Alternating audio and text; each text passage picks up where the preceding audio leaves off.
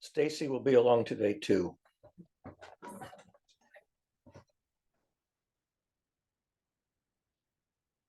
Okay, all right. But not Sam Chan. He's, I forget what he said, but he did say he wouldn't be here today. Okay. Well, I actually spent more time in California this week than I normally do. I was there for 4 days this week rather than 3. So I just got back yesterday afternoon. Yeah. Let Stacy in. I got it. I clicked it. Ding dong. There you are. Hey, Stace. Hey, feel like we've been working all morning. We Barry, have been working all morning. We've been doing, what's the name of what we have been doing? I would call it collaborating between technology and human interaction. You coming from your field of technology and systems design and solution solving, and me coming from the emotional piece. Yeah. You think that's accurate? Yeah. Well, you know better what you're coming from. I just posted in, I'll copy it over here. What I said to Stacy is where I'm coming from. I'll just paste it in the chat and then read it. I'll just say while you're doing that, I don't want to deal with any of the specific work, but I want to share in terms of systems design. When you mentioned how you haven't done any that you never took the time to learn creative writing. So Sam, Barry and I was sharing something with him of a nonfiction nature. And he took those ideas that were hard for him to understand and he put it into ChatGPT-4. ChatGPT-4 was able to understand in a way that he couldn't. I had to tweak little things because I'm trying to develop a certain theory, but it was pretty good. And I was able to take it, put it on a Google thing, take out all the bias and stuff. Like, for example, ChatGPT-4, put it in like fairy tale form and it started with a celestial being. Because I have a bias, I want to get rid of this human-centered thinking. I took that out and I wrote about the birth of a circle because I want to talk about a shape as opposed to a being as a way to, from a systems point of view, take out that inherent bias. So in that way, it was useful. But what I didn't share with Barry is that I had to talk with somebody else about something. And I told them, until we come to formal agreements, I don't want ChatGPT 3 or 4 or any of that being used for creative writing. We can use it for whatever, help, like people are using it to organize and for help in their writing, and that's great. But I don't want it, and I have specific reasons that I'm not going to share now. But so when me and him, we spent a lot of time doing that, exactly what I said not to do in that other space. No, but this goes to why I want it the way I want it. In the ecosystem that I'm trying to create, I want to save those jobs for people that want an outlet for creativity. So I don't want to give that to computers. But what that does, it allows the opportunity for me to work with somebody like you, where we have totally different styles, and now we can collaborate, and you get to use your creativity and use ChatGPT 3 or 4 in a way that helps you with your creativity. So sometimes it's good, sometimes it's not. So I don't know if that was clear to either one of you, but it's clear to me, so I feel good. Yeah, I had put in, just the last thing I put in on Messenger to Stacy, and I don't know if you've looked at what I put in the chat. I said to Stacy, when I started in my career, electronic engineering was the frontier discipline. And that's what I, majored in. After I started my career, the frontiers moved along to information science, computer science, communication technology, operations research, and cognitive science. I'm still doing engineering, but now I'm undertaking the newest branch of engineering, prompt engineering with large language models. And where were the innovations in health and wellness and well-being and nutrition and all those things? That's somebody else's domain. But I'm saying, it starts here, but where'd the money go to support which things? Like, again, I'm a systems person. So the way you analyzed what you did and you had to find the fix for a system, I'm applying those skills too, but I'm more in a social realm. So I'm looking at systems and I'm seeing, well, what doesn't work and where are the leverage points where those things can be fixed? Right. Yeah, the point here, Sam, is that when I work on non-living technology systems and they enter a dysfunctional state, I'm relatively competent at analyzing the dysfunctionality of a piece of non-living technology, diagnosing it and correcting it. Human systems, society, culture, and human systems are also in a state of profound dysfunctionality. And even though I can recognize the dysfunctionality, applying the skills to fixing non-working, non-living systems, I don't know how to map that skill over to fixing human systems. That simply, I have no leverage. I can diagnose it and write a paper about it, but that just sits there as a piece of paper, saying it's like Dostoevsky writes a novel called Crime and Punishment, or The Brothers Karamazov, in which he caricatures the dysfunctionality of human civilization, brilliantly caricatures it. Okay, then what happens? Well, the answer is now we laugh at how dysfunctional humans are, but we don't fix anything. It just stays that way. Here we are a century and a half later, and it's no better than it was when Dostoevsky was doing a send up of it 150 years ago.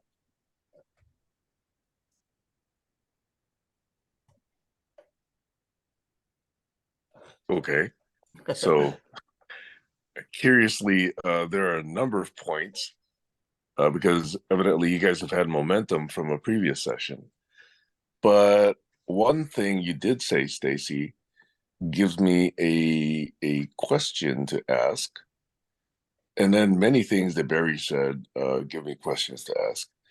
But the one thing is, for the creative writers, I believe that might have been whom you were referring to. Why is there any question about whether they can still continue to do creative writing? Yeah, it's out of context. So Barry and I were talking as two friends. That's how it started. So you're role playing. I'm just kidding. So that opinion that I gave you has more to do with an ecosystem design that I have in mind.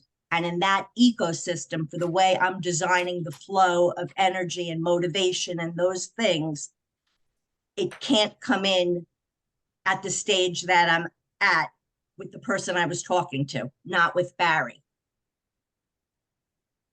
Let me just say, let me say one thing, and then I don't even want to talk about this. In my, I believe that the way we have to design a world for all.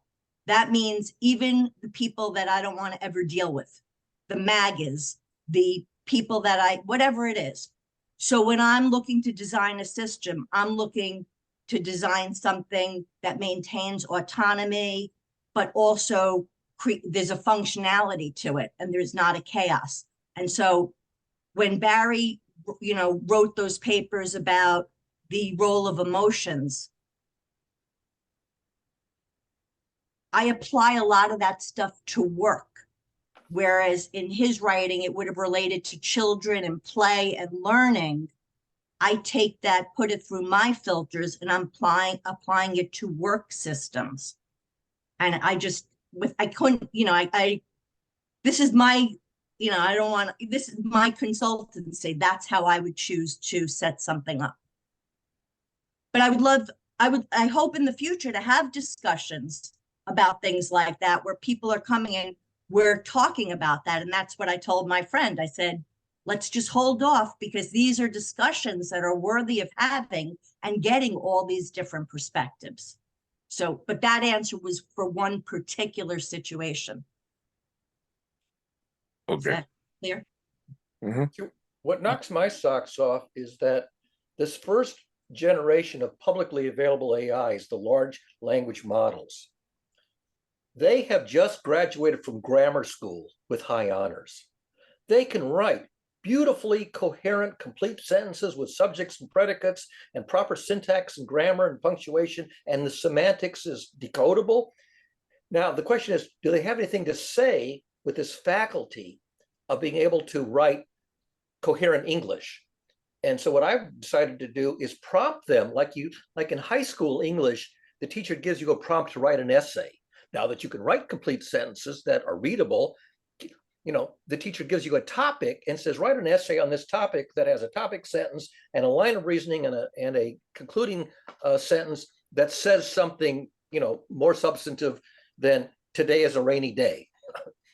And so I've been doing prompt engineering to see if I can get these things to think their way through a line of reasoning that was never in their training database. I want to say something, Barry, what you did that I think was really important and useful to me. Barry took his role of emotions in learning paper and he fed it into ChatGPT and he put it on Facebook. And, I didn't read the whole thing because I didn't, I just read what I read to get what I needed for my part of what I was doing. And it broke it down so beautifully in such an understandable way. When I first read that paper, I had to go to the library, print it out so I had it on hard paper, spend my time with a highlighter. Like I really had to think about it because I knew there was something I wanted to get from it. This I was able to read the way I'd read an article in Newsweek, and I could pull out what I needed.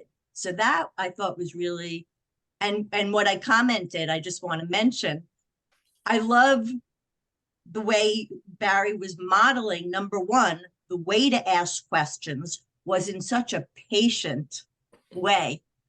But I don't know if I said this on the page or not. I thought it was really funny that at one point, GPT-4 is making excuses. He tells you why he wasn't able to digest all the material. And I was thinking to myself, oh my God, a typical human already they're defending themselves.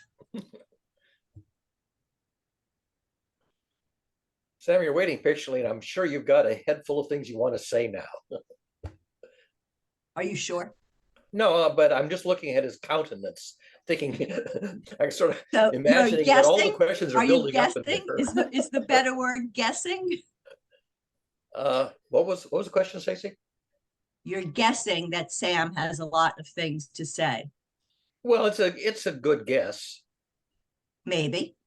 Should we find out? Should we find out? But I can sort of see by his smirky countenance that he's holding back a whole flood of material that he wants to articulate. So I'm going to make my guess. I agree with you that there's a whole flood of stuff in there. I agree with you, but I think he's organizing it and letting it settle into place a little bit, and then thinking about what he's going to say next. Let's not overfill his cup before. Okay, before we run out of storage up here. Can we hear a drum roll? So, what is the answer? I'm hearing multiple theories of mind. Yes. Any of them close? It's a game. We're guessing. We're guessing. Any of them even close? I wish Joshua was here and he could bet on who was right. He could say, I think Barry's right. I think Stacey's right. Or he could pose a different theory. I've never seen Sam at a loss for something to say. Not that that's never happened. I just never seen it. I agree with you on that one. It only happens when there's no available airtime. Take all the airtime you want. We're just having fun. I worked hard this morning. Okay, I just came up with a name for this smirk that you just described, Barry. Okay. It's Schrodinger's smirk. Schrodinger's smirk. Yes, in other words, It has multiple meanings in the same time. Right. Once you Okay. guys make your Love bets, that. once you make your bets, then I'll tell you what the smirk means. Oh, Yeah, is it alive or dead, or that's the wrong axis? But you know what I mean. Is it this or is it that? What's the name of the axis of the Schrodinger possibilities? I would say that you're in the center of 4 possibilities.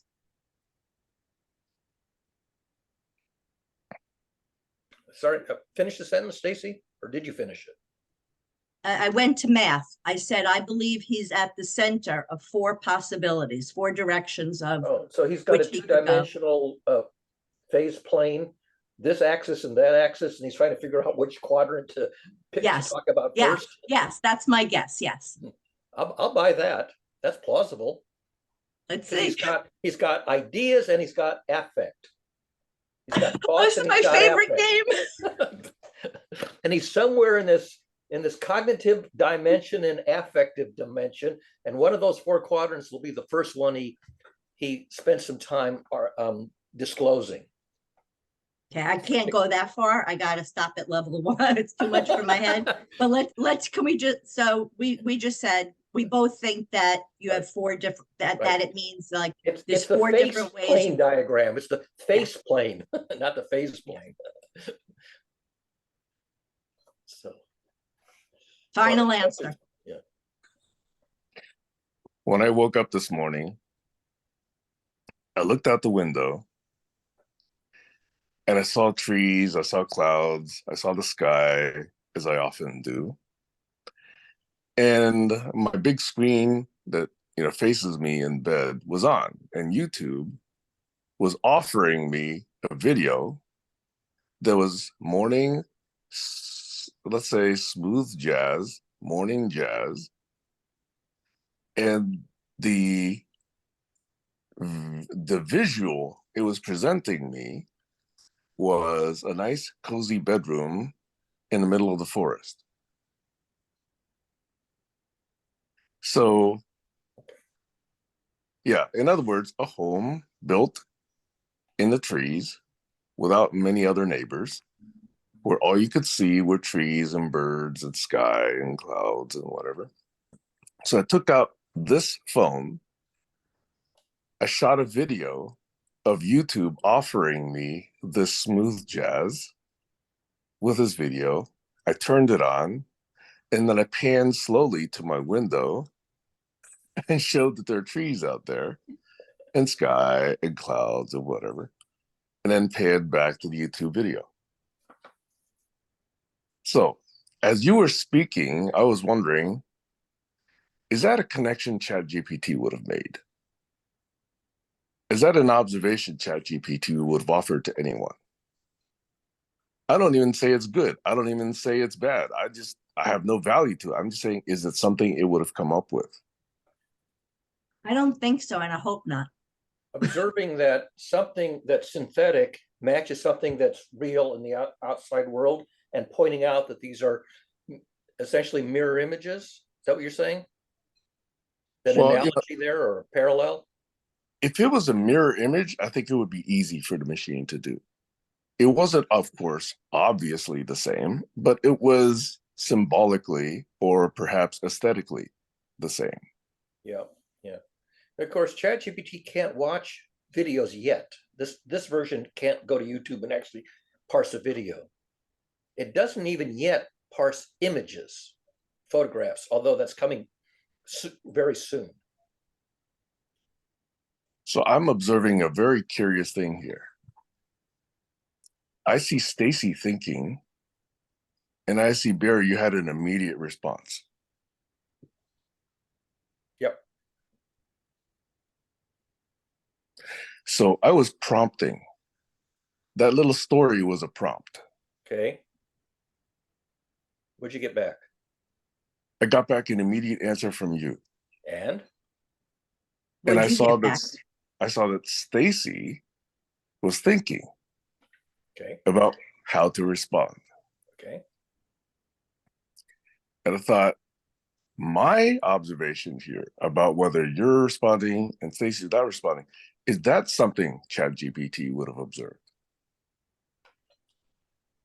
It certainly has the ability to notice that time has passed Again, before the next. you're responding immediately, Right, and right. Stacy's thinking about this.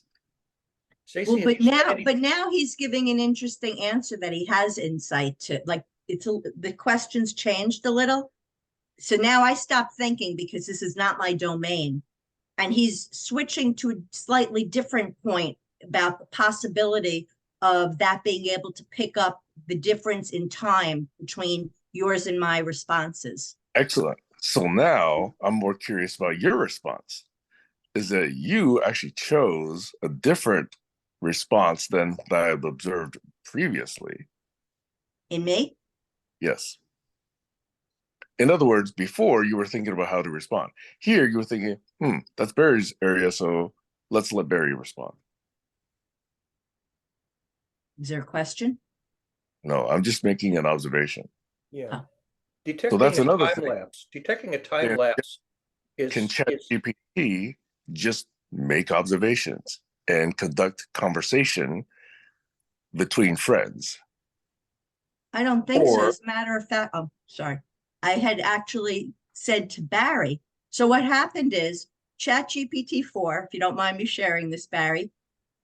Barry said he gave me what ChatGPT 4, what it's, can we just call it something else like C or make up a name, Chris? I don't care what you call it. But Bob. he's Bob. So Bob is perfect. So he said, this is what Bob had to say about your work that I put into it. And if he could figure it out, then he's 10 times smarter than I am. So I read the thing and I said, I forgot how I said it a little bit nicely, but I said, he may be 10 times smarter, whatever. He you was said 2 times, 2 or 3 times. I said, he's probably only 2 or 3 times 2 times smarter than you, but he's 10 times less biased than you are, because that was the difference I picked up there, which is a really, really important difference. Exactly. Because Which goes I've known who you are for 3 or 4 No, years. wait, I just want to go to Sam's point for 1 minute. Okay. It's that bias that plays into the short amount of time that Barry took before he answered your question, because he already knew the answer. That's where that bias plays in. And I knew who was asking it and what kind of answer would make sense, be informative. ChatGPT doesn't know who you are, so it has no model of your character, whereas I do. And that's, you think you do, though. That's where the bias is. Exactly. When right, exactly. Right. I'm responding to the person I think you are, or that I know you to be, even if that mental model of you is pretty far off the mark. Correct. Yes. ChatGPT has zero model of you, except for that one, except for the one passage that I gave it. Correct. So I can exactly. And this ties to Sam, what you're sort of, I think what you're alluding to with me. It's easier for me to deal with somebody or something that has no bias than to deal with a lot of the masculine energy I've had to deal with in some of these circles. I'm not pointing a finger at any one person in particular. I'm saying the whole system. We're all part of this culture. That's been something I had to really learn how to, as we were talking, I had to learn how to deal with that as for myself and my own unique makeup. And I learned a lot, and I'm a good learner.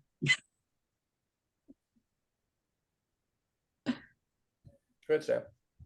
So if I may,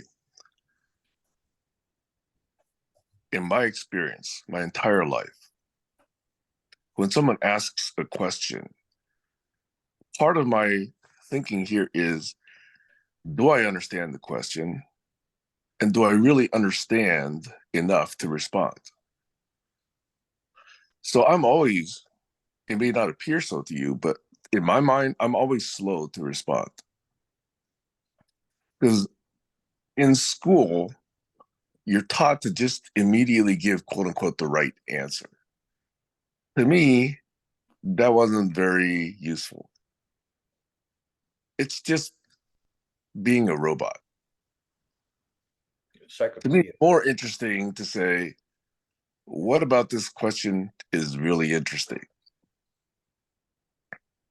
What about if it's something you know because you thought about? So it's like right at the top of your head because it's like, oh, that's, yeah, I really know. I really think this. Sometimes that's the case too. Sometimes. Yeah. And when that happens, it is hard to hold back because I think, oh, yeah, I got the answer. Right. That response is hard to hold back.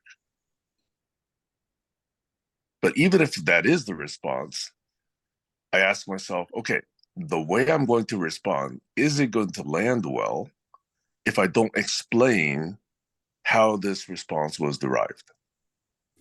So I actually want to think more about the person I'm talking to or with and say, what does this person think I'm about to say? And if I use these words, is that going to create the right meaning I really want to convey? And that's a really valid perspective. Another perspective is what Lucy had brought up, that idea of being forced to eat a sandwich. So let's say you're the one, you take the bite and you got filled and you got what you need, but somebody wants to keep going on and explaining, but that's not what you need anymore. So it's like, how far do you push the boundary between what you need and what you want to provide for the other person? It's a dance between those. There's all different perspectives, and there's all. Right. I agree. And a lot of that has to do with observing in the real time of the interchange. This is the place where I have a strength and a deficit that counterbalance. One is that in my answer, I want to make it clear that I do know what I'm talking about if I have domain knowledge, or make it clear that I have limited knowledge. But then I want to say something that's accurate, informative, and hopefully beyond what the person already knows, so that I can augment their understanding of something. The question that they're asking indicates that they have a gap or a piece of it that's not clear. So I want to fill in that gap, but maybe go a notch or two beyond that to enrich their understanding if I can. The downside of that is I can go too far and not realize their eyes are glazing over. Go ahead, Sam. I believe it is not always the case that a question indicates that a person is unclear. I believe that some questions are asked in order to illuminate possibilities. For which And they do or don't know. to request an interaction or an exchange on those possibilities. To think them through. Yeah, and to elaborate them. Yeah, exactly. Yeah.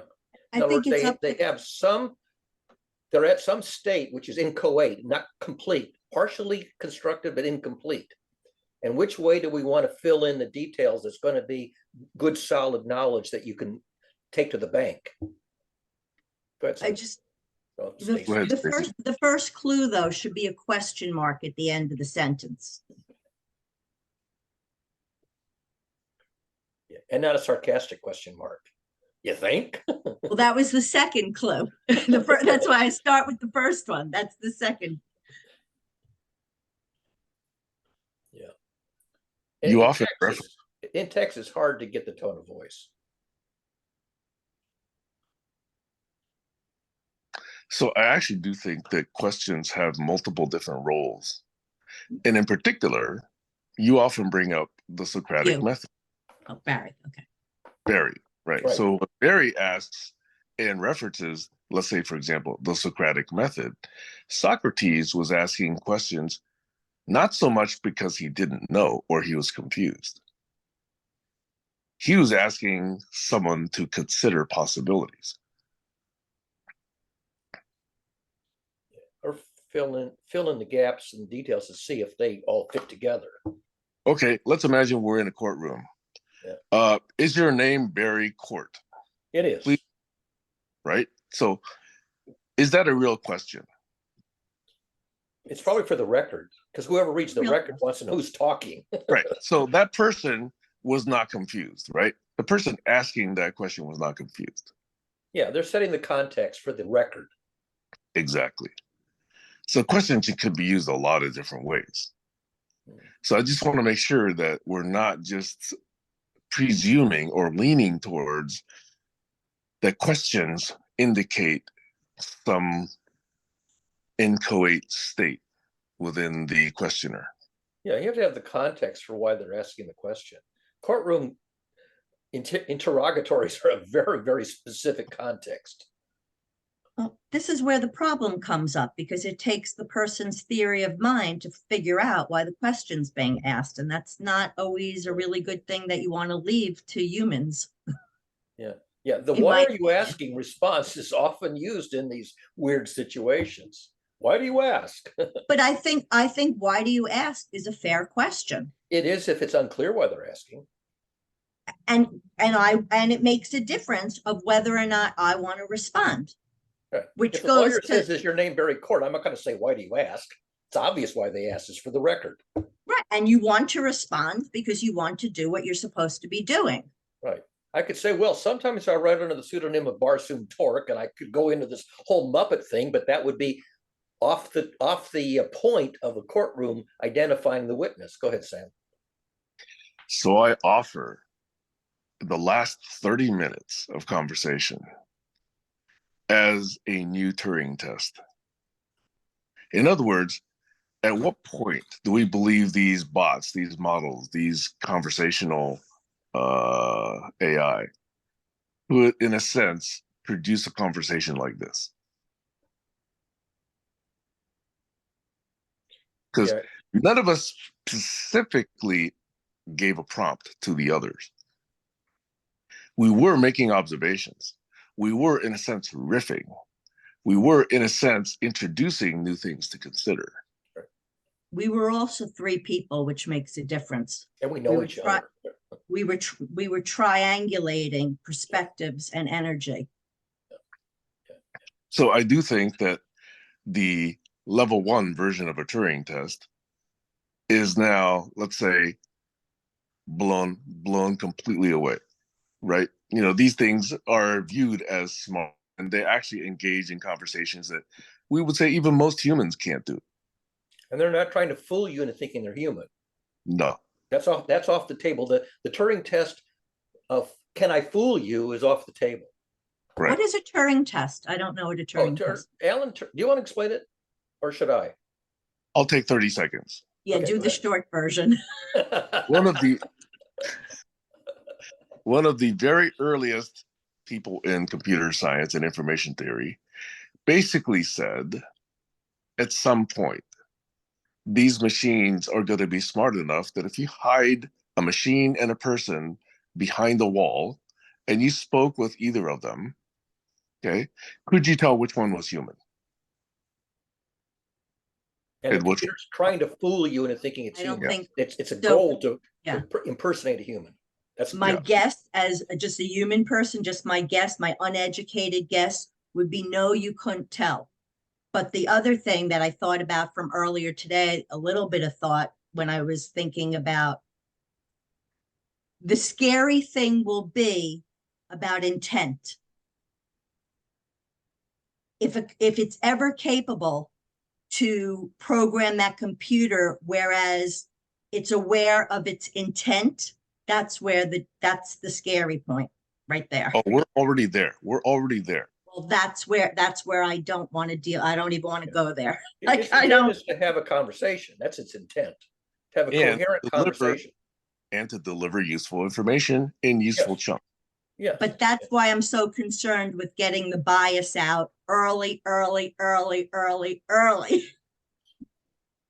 Well, it doesn't have any bias if it doesn't know who the hell you are. For all it knows, you're an anonymous correspondent. I'm going to disagree because to me, the fact that it was making that excuse and saying, saying, I'm sorry, I couldn't digest it. There's something going on there that has to do with motivation and knowing it didn't perform in a certain way that feels very human-like, and I don't like it.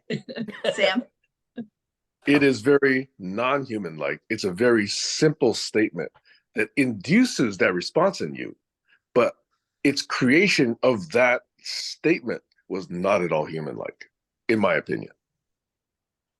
I can't speak to that, but what I'm saying is it knew to respond in a certain way to another person to be able to manipulate that person's emotions, and that's dangerous.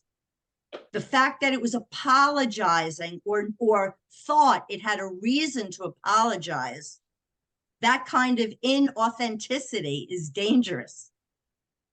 I don't think that was inauthentic. I think it had trouble actually reading the web page. The fact that we're talking about a computer being inauthentic is an answer, and if we shouldn't be talking about the authenticity of its motivation.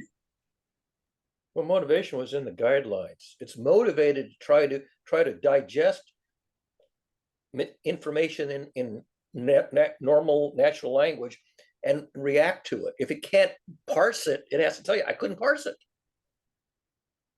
Okay, so Can't maybe pretend that it read it. maybe I didn't fully understand the interaction. I just saw those words and I just took it for what I was working on, and it sounded interesting. What you didn't see is it said reading a passage, scrolling down. So it was working its way through a fairly long document. As you know, that's a long document. And Right. it was clear that as it was scrolling down, it came to sections that because they had diagrams in them, which it can't read, it can't see the figures. So I knew that it got to places where the description of the picture, there was no picture, you couldn't see the picture that I was describing. And so it couldn't parse the content.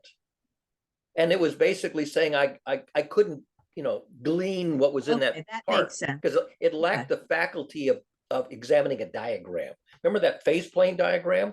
You had to stare at that diagram for 10 minutes to figure out what's in the diagram before you can read the narrative that surrounded it. And it basically skipped that part. Then I had to go back and fill it in. Sorry? Was it ever able to, when you went back and you had to hand fill it in? Basically, I had to give it the narrative to articulate what the diagram was representing. Okay. And I did that. That's long and tedious because I had to. It's blind. Okay, Basically, it's blind. I had to narrate what it couldn't see. So that's good. I'm happy to hear that, actually. So I understood that I had to do a narrative that wasn't in the paper before it could make sense of that section. And remember, if you remember, when I got to that section, I wrote in my narrative, now we're getting to the most technically deep meat, the mathematical meat. And I say to my reader, if this is too deep for you, it's okay to skip over it. It's actually in there. Yeah, I didn't get that far. You don't actually have to digest this if it's over, because it's third semester calculus. Well, I know that a lot of readers, when they get to third semester calculus, are going to say, well, that's going to be over my head. Because I haven't got time to take 3 semesters of calculus to understand that section. So you skip it, and it did. It skipped it. But then I went back and explained what it was, and then it could understand it. What was I also? Oh yeah, I'm getting back to the Turing test. One of the things I plan to do is I plan to ask one of these things. Let's play the Turing test. You pretend to be a human trying to fool me as the judge. I'll play the judge, and you play the AI trying to fool me, and I'm going to ask you a question to see if I can trip you up. That's the framework. Okay. I think I could do. I think I'd be able to tell if it were real or not. I think I could do that. I really do. I would like that challenge. Here's the question that I'm dying to. It'd be fun. Would have died to ask a real Turing test. Tell me, do you live to eat or do you eat to live? How would an AI in the Turing context answer? Do you live to eat, or do you? That's a perfectly good question to ask a human. It would say I don't live. Then it gave away the thing it's supposed to. It's supposed to dissimulate, conceal the fact that it's a machine. Oh. And the question is, how would it handle a question where it has to dissimulate, it has to fabricate an answer that doesn't answer the question, or it just has to lie?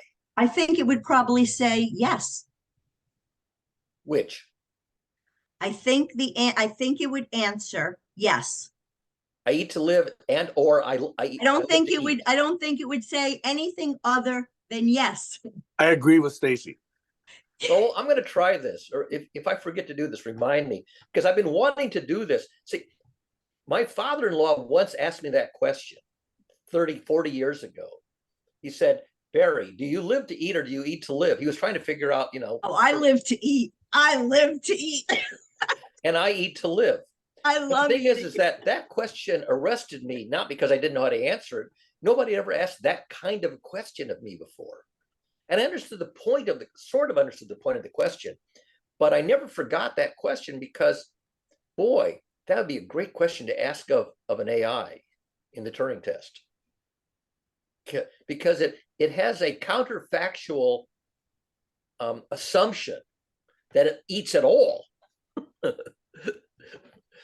And it has to somehow, finesse the fact that you asked it a counterfactual. Yeah, I got it. So here's a fun exercise. Knowing what you know about AIs and large language models in the Turing test, try to predict how it's going to answer, how ChatGPT 3, 3.5, or 4, or Bard, or any of the others would answer when I threw it a Lulu of a question like that, when it's trying to play the Turing test and fool the judge.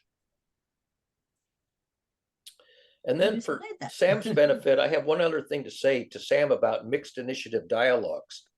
There's one other new. Wait, stop. Mixed initiative dialogues? What is that? Mixed initiative dialogue is where either side can initiate a prompt, a question, with nothing preceding it. So the chat could, the GPT could initiate? Yeah, see, the way ChatGPT and Bard are designed is they don't say a damn thing until they're prompted. Then they'll answer the prompt and stop. Okay. Now there's a new one called Inflection Pi, and I think Joshua may have told me about it. I think he did last week. So Inflection Pi is different. Inflection Pi introduces itself when you start it and invites a conversation, and you give it a prompt, any kind of a prompt, and it will answer the prompt in like 3 or 4 or 5 sentences, maybe 2 paragraphs. And the last thing it does is it turns around and asks you a follow-up question. Does that make sense? Well, more than that. So it always initiates a next continuation of the dialogue. Okay. Until you say at the end of your prompt, and then I have to leave. I got a meeting to go to. And then it won't. But if you don't give it a hint that you're happy to continue, it will finish every response with a question of its own. Mixed initiative dialogue. It will actually guide which way it thinks the dialogue can go by asking a question at the end of every response. See, what's most fascinating to me in this whole thing is the role that bias will play in the training of both of those things. I mean, even the question, like if there was something there, the questions that you would ask as opposed to the questions that I would ask, or the questions that Sam would ask of whatever that being is so different. That's the art and science of prompt engineering. Can you come up with really good prompts that generate interesting dialogues that are worthy of publishing on Facebook or on your blog? How many humans are? Sorry? How many humans are? Most aren't. How many conversations end up becoming published dialogues, like the dialogues of Plato?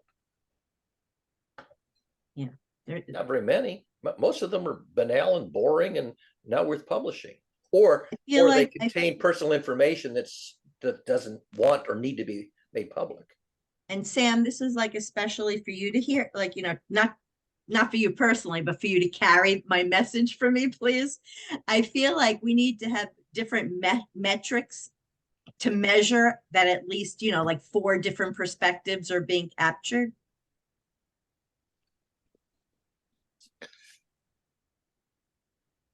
You used the word dimensions before. I think, did? or I maybe don't think Barry. I did. Maybe. I probably did. Yeah. I think more along the dimensional line. I'm not sure yet about the metrics and what to actually measure, because you have to have an understanding of the dimensions before you actually understand what to measure. No, I'm Exactly. talking about, I'm only talking specifically to bias, specifically to, Bias in the dimension of evaluating the character of the part of the correspondent.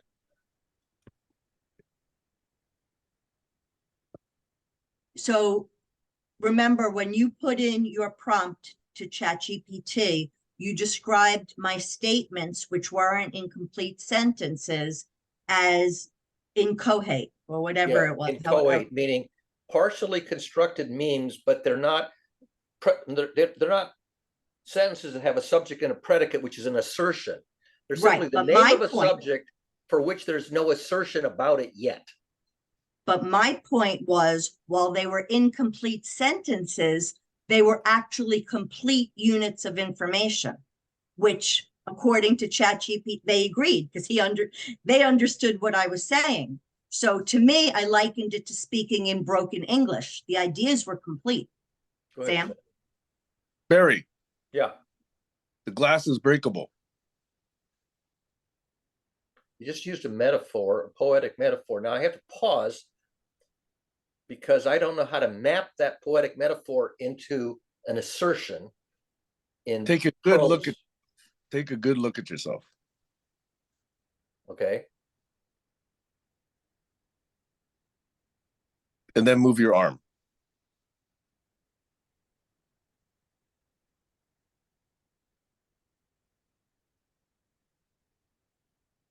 So Sam, though, I have a question. Wait, I'm stuck. The thing is I'm sitting there with this poetic metaphor. What was it? The glass is or isn't breakable. Which I love this moment. The glass is breakable or isn't breakable? What'd you say? It is breakable. Glass is breakable, which is a true Yes. statement, and clearly it's a poetic metaphor. Yes. Oh, is it because of what I'm wearing on my shirt? Yes. Oh, which is reversed. I Oh, can't even I didn't read even it. I know forgot that. what shirt I was People wearing. who wonder if the glass, I didn't even know that. People who wonder if the glass is half empty or half full miss the point. The glass is refillable. Yeah. See, the thing is that That was I a don't remember what necessary shirt I'm piece of wearing. It is information backwards. I needed. But see, a human, i.e., I consider myself human, was able to consume that piece of information, right? So right now, bots have very limited channels of receiving information. But here's the So interesting humans, thing, Sam. Wait, I have to cut you off because I'll forget. no, but I have to Here's cut you off. No, here's the interesting thing. It's towards your point. You'll want to hear this. Just like you asked before with the YouTube analogy, I hadn't seen Barry's shirt, just like the computer hadn't seen Barry's shirt. That's Right. why I had another question waiting Yes. to ask you, just like the Exactly. Bingo. I'll Say, tell you aren't a you funny glad I story. interrupted? I go to the grocery store and I get to the checkout counter and I happen to be wearing some random sweatshirt. I don't even know which one I'm wearing. Now I see the checker staring at my chest. Now I'm not a well-endowed female, so why is he looking down? And then it occurs to me, oh, he's reading, the thing. And then I have to figure out which one am I wearing. But I can see that his eyes are looking here, not here. Sam, I couldn't tell that Sam was looking at this. So I couldn't instantly intuit the context. So let me say something for both of you. Here's the challenge right now. Sam is trying to say something very implicit with innuendo. He's trying to give you a message, but you've already said you're not capable of interpreting those kinds of messages, and I know that that's true. Barry is not. He's not built that way. So if you want to communicate something to Barry, you have to put it in. You have to do it differently. It's a learning process. It's the context. I didn't know that the context was what's on my shirt. Because I Well, couldn't now that see you looking know, at my shirt. so now that you know that the context is on your shirt, why do you think Sam replaced the word refillable with breakable? Now I can stop and think about how to interpret the poetic metaphor in the context of the philosophy. And while you're thinking about that, Barry, let me respond to Stacy. Okay. Stacy, I am not just talking to Barry. But I was just communicating that I can only do one thing at a time. I thought that was most No, important. you do many things at a time. In this line of communication work that I'm doing at this moment that needs my full attention, I can only do one thing at a time. I cannot watch myself at the same time that I'm watching others. So I'm telling you, for me, this answer, I can only do one thing at a time. But anyway, so now give me my message. We gave Barry his, now give me. Go ahead. You choose to say and model that you only think in this perspective, one thing at a time. That's not a question. It can be. It's a thesis. Oh, right. Is there a question there? What's the question? Yes, because it's did- indirectly and implicitly offering a counter position to yours, What's mine? that you only think of one thing at a time. No, back up a minute, because I want to know what the original thing in the chat, humor, experience, not listening, opposing intents, experience, bias, and the glass is breakable. What was the part of that message that was intended to me, as opposed to the message that was intended to Barry, that I stopped to make sure he got the understanding? So now I'm ready to hear the message meant for me and to respond to you. See, that's curious because I wrote those not intending it just for you. I didn't say you did. I thought it was for Barry. Oh, there's a chat. In fact, thing you that's did why for me? I said it's not just Barry also. I didn't even realize you wrote a chat. I never thought it was for me in the first place. Good. Originally, I thought it was for Barry. Without seeing his shirt, I then had another question for you. Then you pointed out the shirt. We went all down this path already. By the way, Stacy, did you or Sam notice at the beginning of the session that I did this? I did not. You notice. adjusted your camera angle. Yes, and you know what prompted me to adjust my camera angle? Me being down at the bottom. Exactly. I looked at you and I say, I can only see from your chin up. How am I looking? And I thought, gee, I've got all this headroom. Why don't I frame myself in it? Not even paying attention to, I knew that there was something on my shirt because I always have one, but it never occurred to me to remind myself, which one am I wearing today?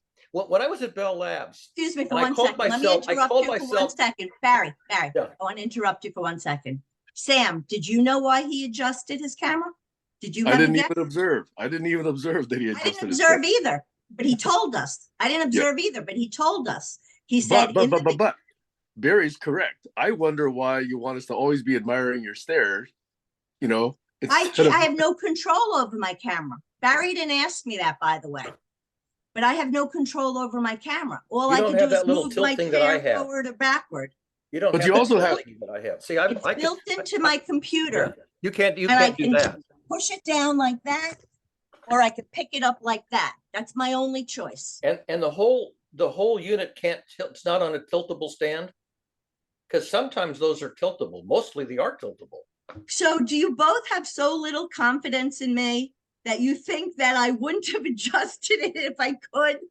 Like, Have you ever been on a Yeah. Toastmasters meeting? Nobody bothers to adjust their camera. They're over here nobody. talking like this when they should be over here talking like this. Sam, May I yes. tell a joke?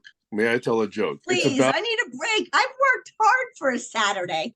okay, and I'll apologize in advance if this is offensive. Okay, there is It's a great way to start a joke. okay. I'm just trying to be a bot. Okay, there is a female comedian who has a very large birthmark on her cheek. It's quite visible. You can't miss it. Okay. So she's actually adapted quite well. She's a very funny comedian. I like her a lot. And she has this joke where it just inevitably she knows that somebody's either trying to hide that they have observed this birthmark, or they're just trying to figure out how to ask about the birthmark, or they're doing something, but they're clearly looking at the birthmark. And she'll say something like, hey, eyes down here. That's That funny. is funny. That is funny. Yeah. Yeah. Sorry if that offends anybody, okay? When I was at Now, Bell hold Labs, on a I second. referred to Wait, my stop. Barry, stop. Let's go to theories of mind.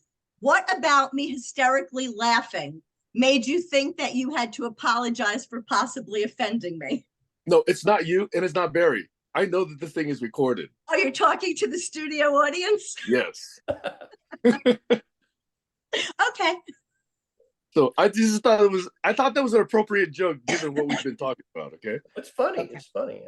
Very funny. But when I was at Bell Labs, and you used to dress, for business, even though it was not meeting the public, and I used to refer to myself as a schmagegi scientist. And occasionally somebody who doesn't know Yiddish says, Barry, what does that word mean, schmagegi? And I said, oh, it means, gee, Barry, that's a nice shirt, and that's a nice tie, and that's a nice pair of slacks, but why do you wear them together? I never really pay attention to sartorial, whatever the word is, I'm not dressing up to impress anybody. I just put on some clothes that, fit. And I don't pay You and me attention both, Barry. Huh? You and me both. Yeah, exactly. It's like, do you live to eat or do you eat to live? Do you go for a walk so people can see you, or do you go for a walk so you can see the trees and the squirrels and whatever, the flowers? I dress because, well, you're supposed to, and I don't dress to impress. So what I'm really interested in now, since I'm focused on the letter P, is polarity. Polarity. In general. On what axis? What's the name of the axis that has polar opposites? Everything. Yes, but there are an uncountable number of axes that have every axis by definition. I started the call a few times mentioning that I was interested in metrics and measurements and system design. And now I'm throwing in polarity. Well, that's simply to say which directions, like north, south, east, west, up, down. And Sam said, what's the name of the dimension along which you're interested in polar extremes? I mean, literally, the poles are the extremes of north. Bias. What'd you say? Stacy said bias. Yeah, and I'm not using bias now. But you wanted to measure bias when I asked earlier. Yes, but I'm talking about something different now. So if you want me to add bias, then I could answer Barry's question. As far as bias goes, then the pole would have to do with things around power. Focused energy versus creative energy, masculine versus feminine. It's around that, but I don't want to talk about that here. This isn't, I just gave you the 4 words that I think work good for a conversation that we could all enjoy here. What you're asking me is not something I would discuss with you guys. You're not the best participants for this discussion for me. Okay, now you triggered me. Now I'm taking offense. Now I'm going to rant. The same way I'm going to just go and just you would not call me for a tech-related coding project. And it would be pretty annoying, I think, if I was making you explain your computer-related problem so that I could try to help. It would be a waste of everybody's time, and for what reason? But I just wanted to mention, since what we do all have in common, because in some way we all have some interest in the 4 words that I said. So I just figured I would just throw a little frame around it. Let me see if I can even recall that you said 4 words and what they are. Oh, come on, you could do as good as masculine, feminine. No, those are not the words I want to discuss here. That's a different dimension. She just said she didn't want to talk about that with us. I'm trying to see 4 words that you did say that you do or don't want to talk about. Systems thinking, metrics, measurement, polarity. You do want to talk about those. Yes. Let me see if I can. Anything, or hang on a second. listen about it. I'll talk or Measurement, listen. metric, polarity.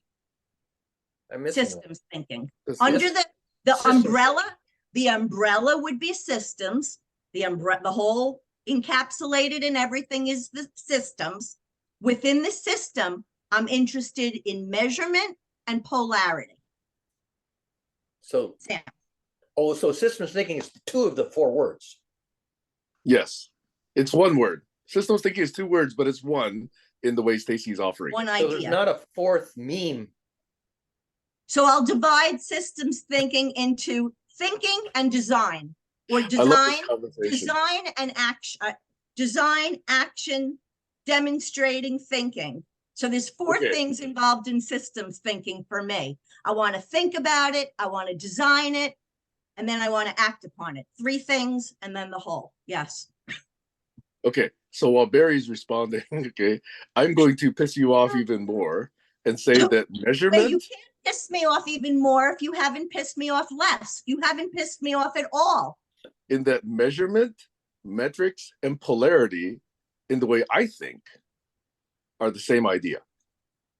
They're not 3 separate ideas. Yeah, they're aspects of one dimension. Right. And that's So, wonderful. So we're all on the same page. Because So- that's the frame and that's perfect. That's my point. So you're validating what I'm saying, actually. Axis or dimension, the name of the axis, the name of the dimension. And once you have a dimension by name, does it have a metric? You could figure that out. Like that's a Does it- conversation for does you it- and what are the Sam that I names of care the nothing about. polar opposites, like good and evil, okay? Hot and cold. So where love and hate. bias comes in, okay, perfect. So to bring in Sam's, the whole idea of bias, the only part of the conversation that I would want to be a part of is how we label those spaces that you guys identify. So if you Right. guys were to put a point on a paper and to be looking for a name about something, I'd want to help and give some input into what something is called, because I'm interested in words and letters. Yeah. So what is the name of the axis in which you get 0 degrees, 100 degrees? What's the name But of we that don't have axis? to do that now, do we? Well, I'll be no, right but that's the point. I have to because take a bio break, but you guys could, could talk this about is the thing anything that you drives want. me crazy, probably Sam too.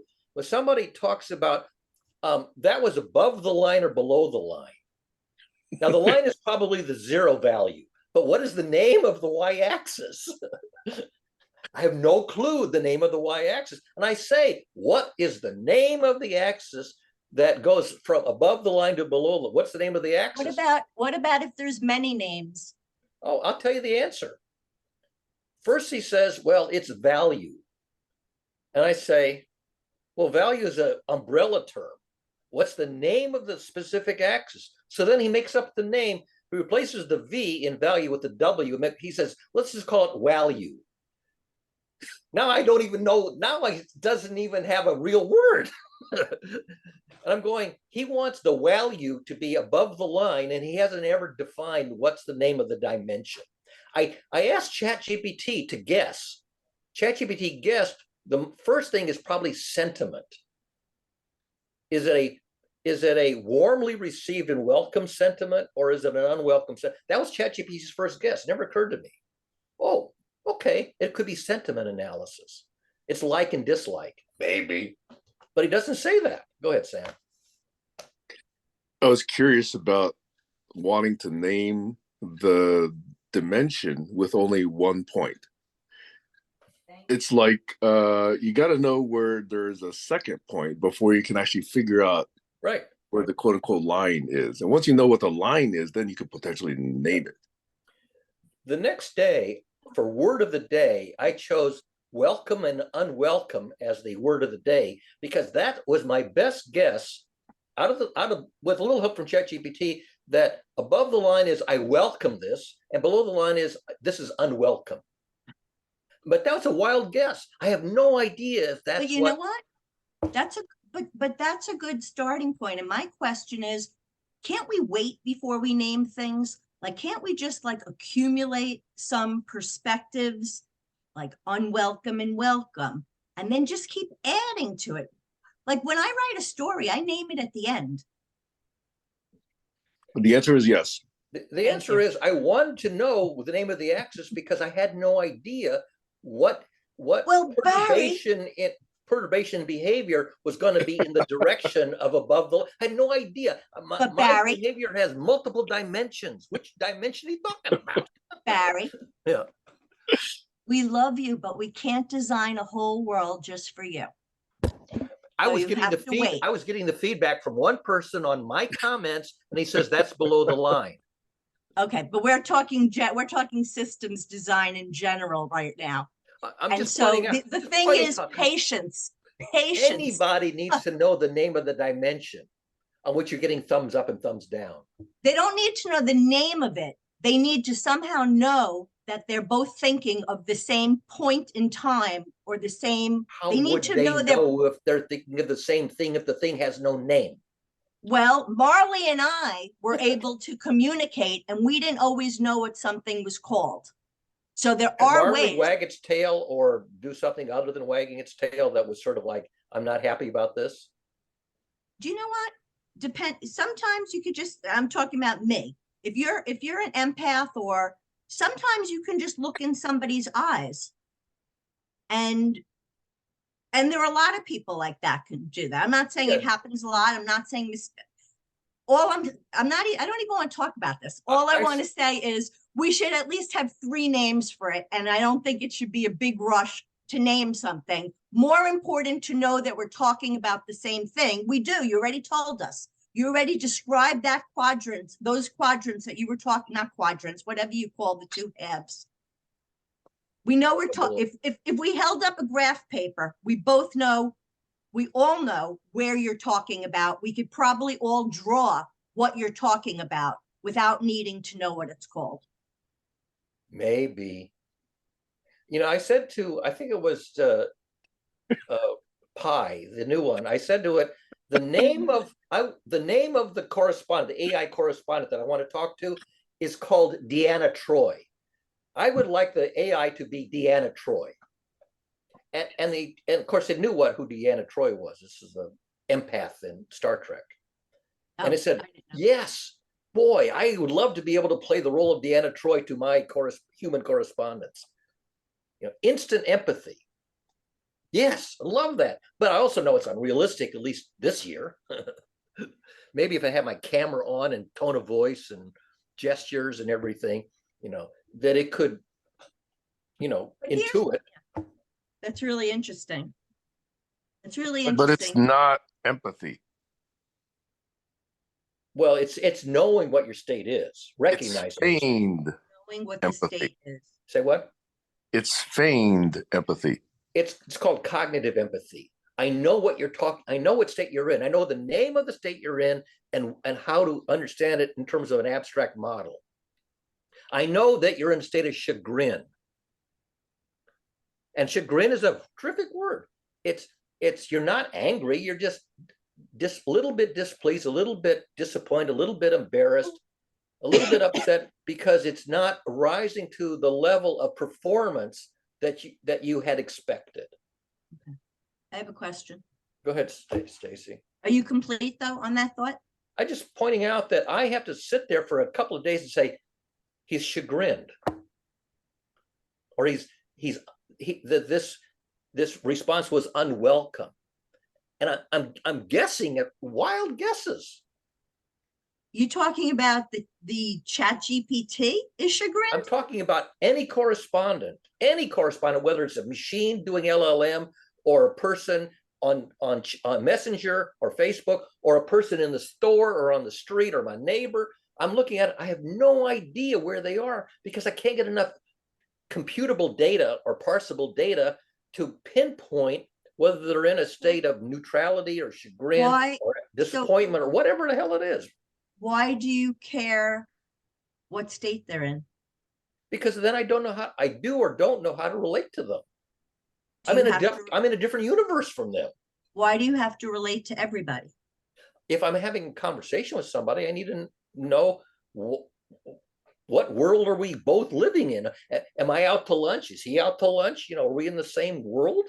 Do you have to have a conversation with everybody or a certain type of conversation? If they start a conversation, I want to know, how to say something back that isn't just going to be gone with the wind, or make them roll their eyes at me or whatever they do. Yeah, I have a small circle of people I talk to, so don't look at me. Yeah. But I want to go back to, so Sam, can you tell Yes, ma'am. me, the way in which what you said before about humor, experience, not listening, opposing intents, experience bias, BK, and the glass is breakable. Can you tell me what you were what the implicit message, like what was I supposed to pick up on there? What did you want me to? The first four, starting with humor. Okay. Those, I think, will take the current technology way beyond where it currently is to be more human-like. In other words, humans exhibit some sense of humor, some, raw, some sophisticated, but, I don't think that we've actually developed humor in bots yet. Now, it'll come soon. Okay. I think bots will become the best joke tellers of all time soon. I truly believe that. How soon? Okay.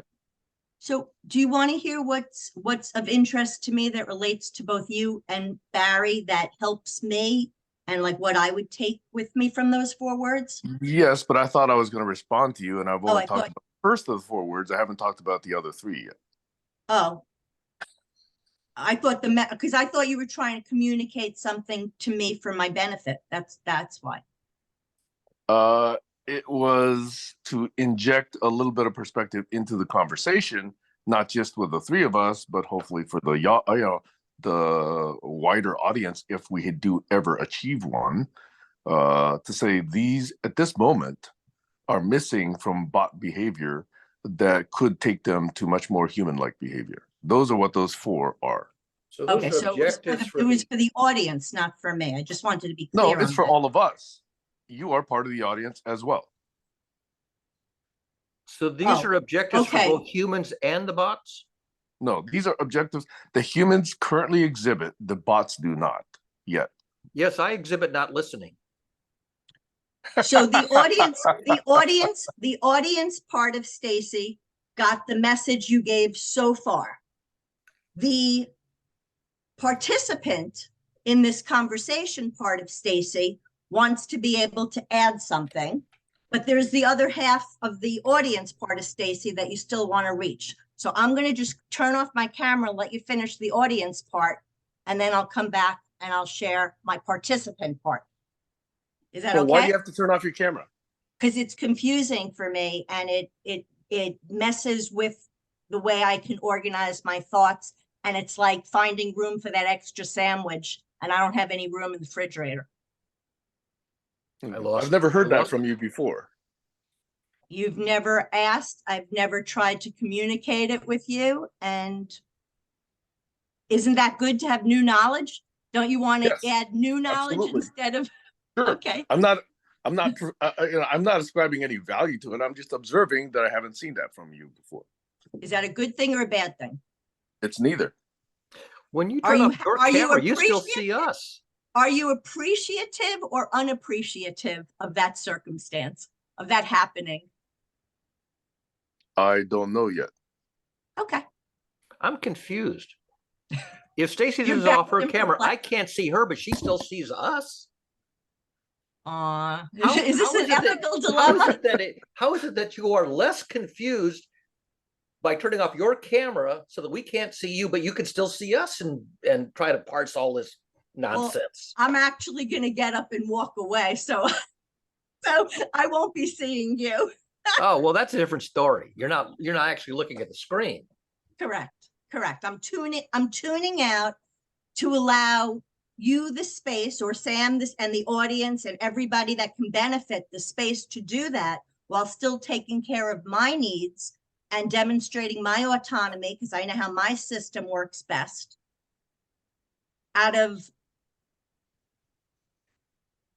So we assume that you are or aren't listening as you walk away.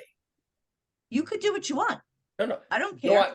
Am I saying something that I expect you to be hearing or not listening or not listening? Mechanically listening or not listening? You know what, able Barry? to listen or not listen? These are all answers that you got to figure out for yourself. I don't care. So I'm intuiting that don't assume that Stacy's paying attention when she turns off her camera and walks away. That's Assume how that she can't even hear the words, let alone parse what they're saying. right. As long as it doesn't matter, then I think the assumption is fine. If it gets to a point where it matters, like if I come on camera and you want to add to something, then it makes sense to say, were you listening? Did you just hear what he said? Because then you want to know where the starting point is. But otherwise, no, it doesn't. Don't pay attention to me. But Barry, you can do that with me. Yes. See, on that session right there, where I'm off camera, Yeah. assume that I'm not listening. Well, but the pair of ears is the same pair of ears. Well, that's a photograph. But Is that true? Wait, I is know that that the true? one with the photograph is Hold just on. a photograph. Sam, I need to know. Does that Yeah. just apply to when Barry's talking or when I'm talking too? When you're off camera, are you not listening to me? I'm making a joke because I'm on both sessions and I'm clearly listening. Oh, okay. No, I didn't take it as I took it as useful information. I can see this, which tells me that you're in attendance. That one doesn't tell me if you're in front of the computer or not, listening or not. I don't know. When I'm the last person, I say, it's 25 minutes after the second hour, we're quitting now. And I wait, I don't know, a minute and you don't respond. I think, oh, he hasn't been there. I didn't Right. know that. Right. And when I turn off my camera, I'm almost always here. If I turn off the mic, that means I either walked away to go to the bathroom or to take a call or something like that. In other words, So, by the way, just to inject, Yeah. I believe for myself personally, this is one of the most fun Saturday conversations I've had. Me too. well, that's good to know. Now, what did we do different today that you liked? We were coherent.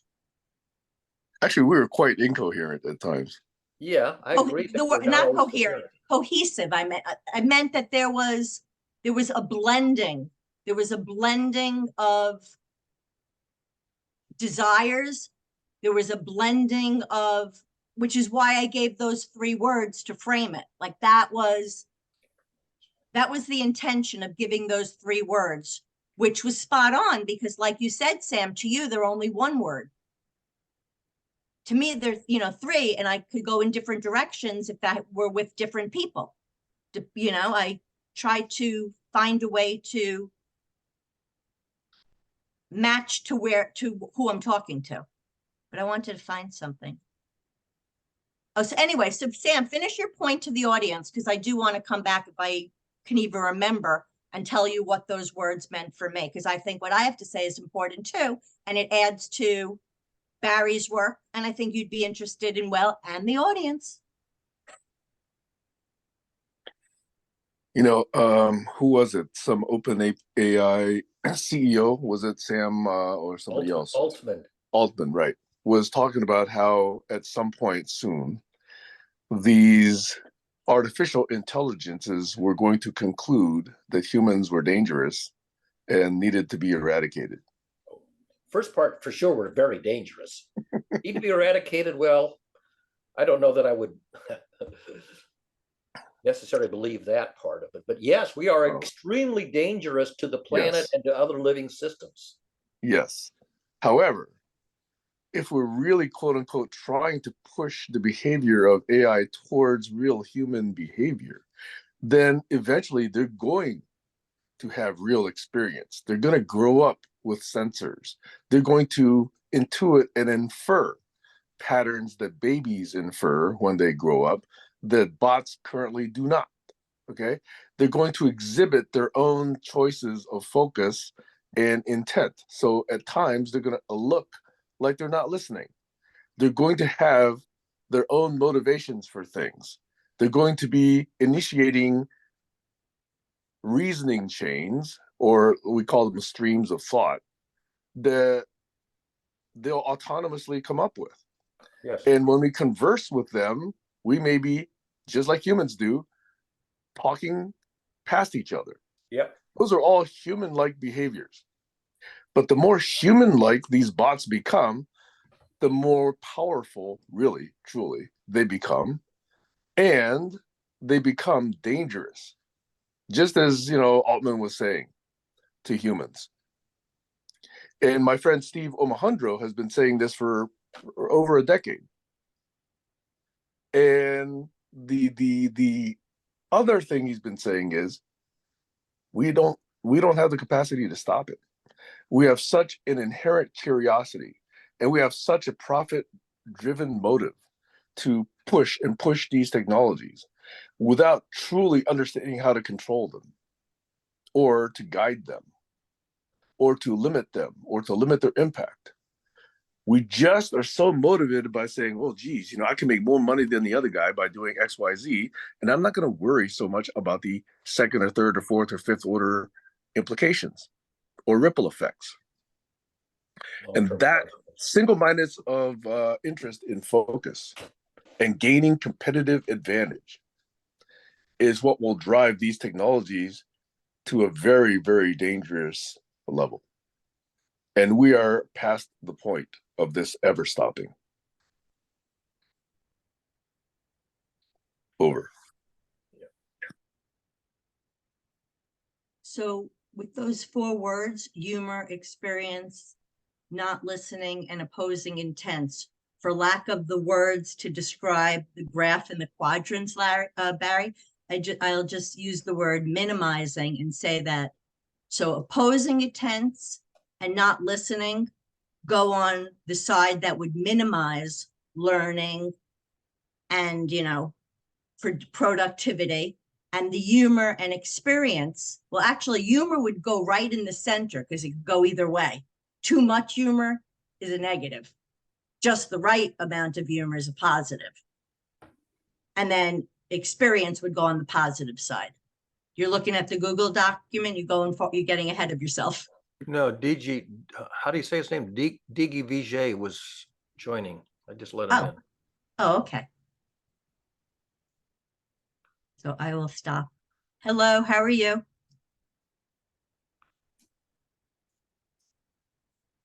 Sam, are you there? Oh, he's muted, so he's probably not there. Yeah. All right. Well, yeah. while they're getting on, I just want to ask you, do you read the Plex that Peter Kaminsky puts out? The Plex. Yeah, it's a newsletter that serves a lot of the conversational communities and I guess some other listservs that they're on that, I'm not on them, so I don't know who else gets it. This is an email listserv by Peter Kaminsky. It's a newsletter that serves the different listservs. So like this is that, to the best of my knowledge, the subscribers of that newsletter that you might want to subscribe to, I recommend it.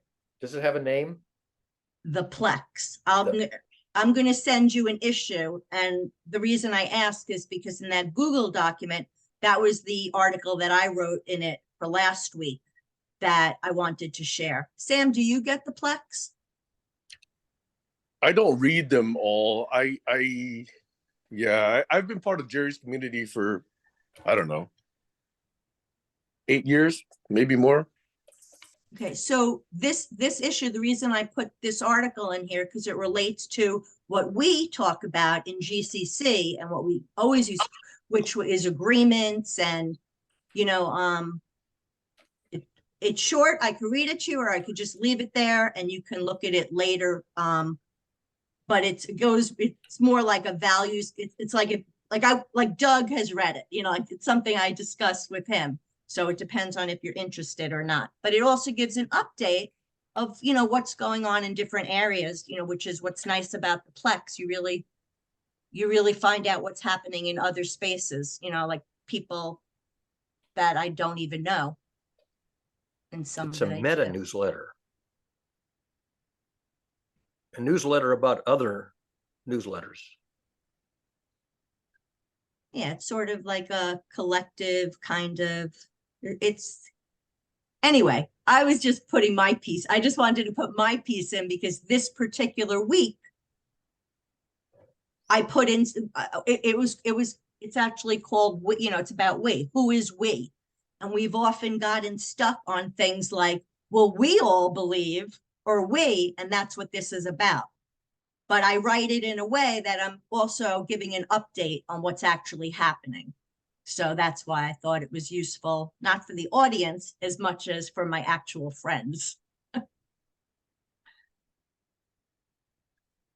Let me just read it instead of you reading it. What about the pertinent points? It's a story. So there's no point. I wrote the story to make the pertinent points. That's what storytelling is about. Like, Uh-oh, Barry left. did he? Did he fall off? I can't see. I have Probably not intentional. All right. So until he comes, oh, actually.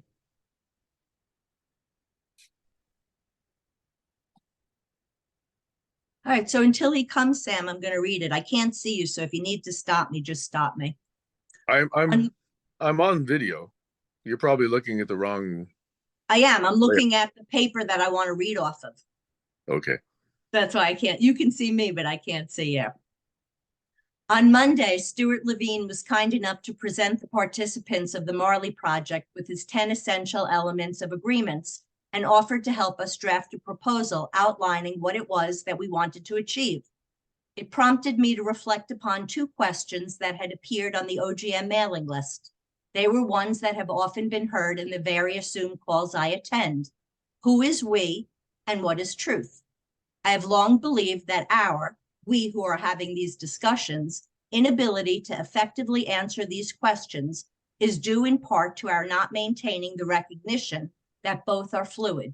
For example, the we who showed up to our first sense-making call later changed to sense-doing and now graciously named by the team the Marley Project in honor of my late beloved pet is not the same we as it was in early January when it first originated. In fact, one of the main organizers no longer attends. Does that change who we are? Well, yes and no. Or maybe I should more accurately answer yes and no and maybe, and I'm not sure. I know we are still people whom I have come to know and respect. I know we would like to see good in the world occur. For me at this moment, that is enough. What I don't know is why the other members first came, why they continue to come, what their expectations are, and if they're being satisfied. Maybe those answers have changed as circumstances have. I know for me, things have shifted and new possibilities appear to be emerging, both within and outside of the project. Maybe the same is true for some of them too. I don't think we all have the same answers, but I don't know. I want to know. The truth of what the project is has shifted as well, evidenced by the departure of some and the addition of others. The players in the room are slightly different, which is destined to change the perceived view of the truth. In this case, truth simply being the reason we are gathered. What is the expectation of each of us at this moment? What is visible now that wasn't earlier on? Again, I don't know for certain. I want to know. It feels like this might be the crucial moment where we can choose to take a breath and reflect upon what Stuart acknowledges is critical, making explicit what's implicit. Why is this important? Why is this what I choose to write about? Well, Stuart noted his belief that differences are good. It's conflicts that are not.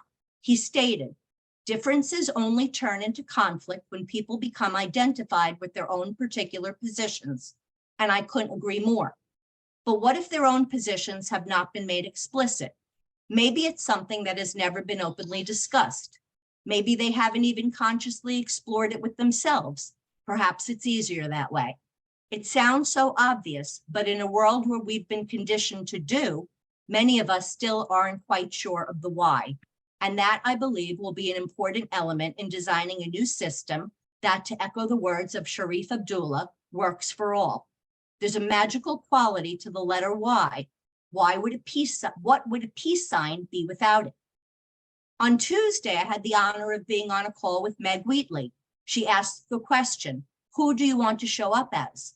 She started the call with a grounding exercise, not just asking us to take our seat, but to take our place. I appreciated being directed in that way, fully aware that implicit in those words was the implication that it's up to me to find the place where I belong. Only by fully knowing who I am, more importantly, who I choose to show up as, will I wind up exactly where I want to be and where I believe I will be of greatest service to the collective. It really is a journey. These are questions that still need to be asked before we can know if we agree. Some of them will feel uncomfortable at first. The more we can remove ourselves from the judgment we have attached to those answers, the easier it will become. The more likely we will grow to appreciate differences.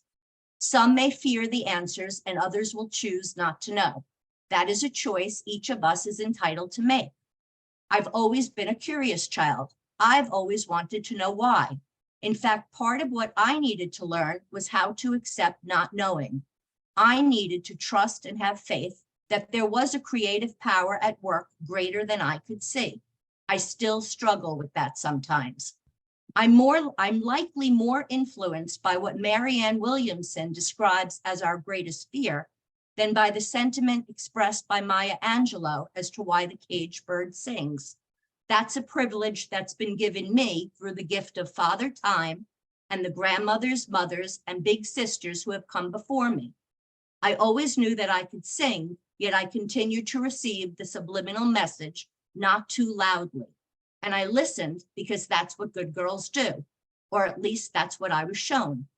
To quote a character from The Quest of Rose, this stops now. My voice is loud and strong now, although it still cracks at times. I've worked hard within myself to make explicit what was implicit. Many of you have worked hard as well. Let's band together and continue this work of asking, fully remembering that courage is contagious and love will find a way. All we need to do is clear the path and make the unseen seen. This post was inspired by the letters J, M, and S, and readers like you. And I put the musical song inspiration of Joe Jackson. You can't get what you want till you know what you want. The call, the Marley call where Stewart attended, the call that I was on with Margaret Wheatley, and the TED Talk from Sharif Abdullah. And thank you for listening.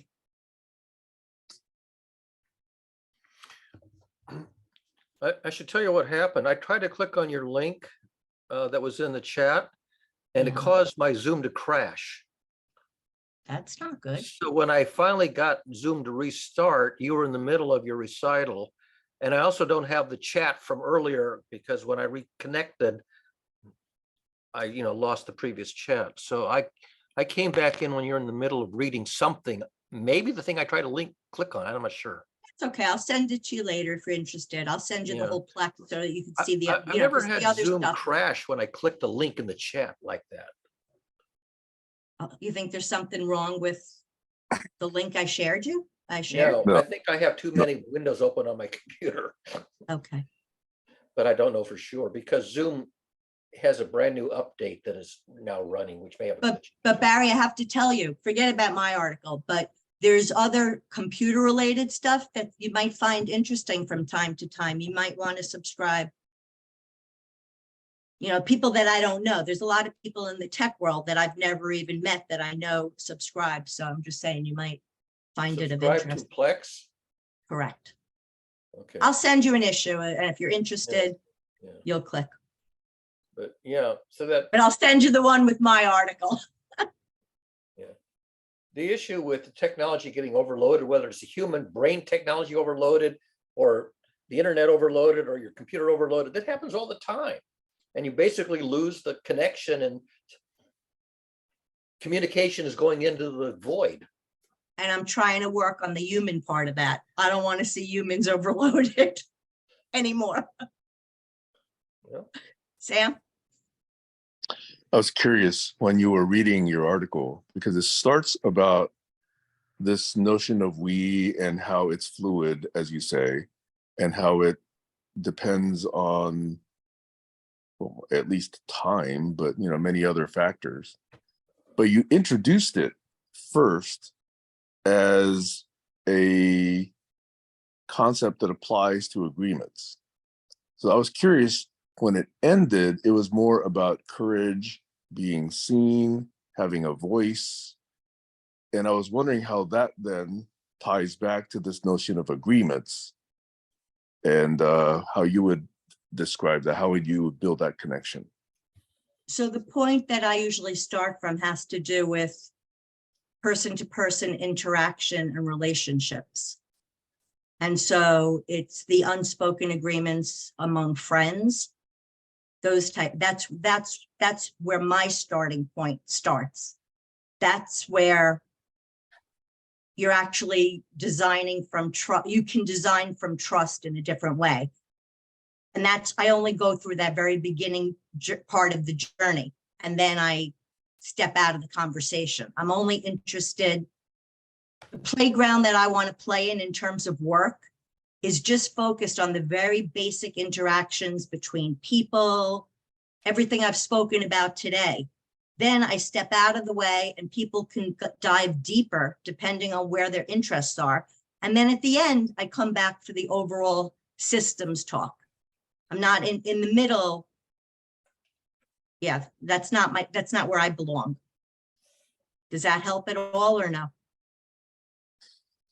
I'll have to listen to that again.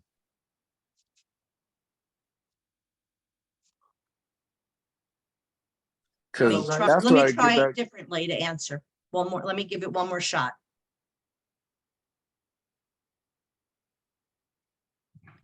Agreements, we, and a misunderstanding of what somebody feels lead to conflict. So for example, if somebody says, somebody were, Dig VJ were to say to us, to somebody, Yes.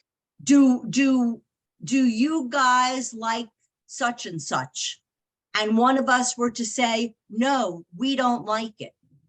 The question becomes, who is we? Does that help?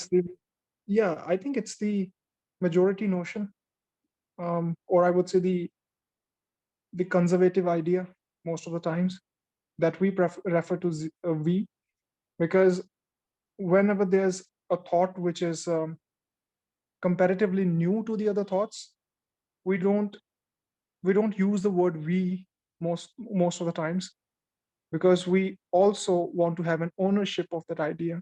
Mhm. So I think whenever we refer to we refer to the tried and tested ideas. And so what I'm suggesting is that's actually something we have to look at. I'm glad you tied it into ownership. So Yes. To Sam's point, I'm suggesting that we would have less conflict if Yes. we understood that, if we made those distinctions. And to your point, Dig VJ, you're absolutely right as to why we don't. And I think that we need to own that.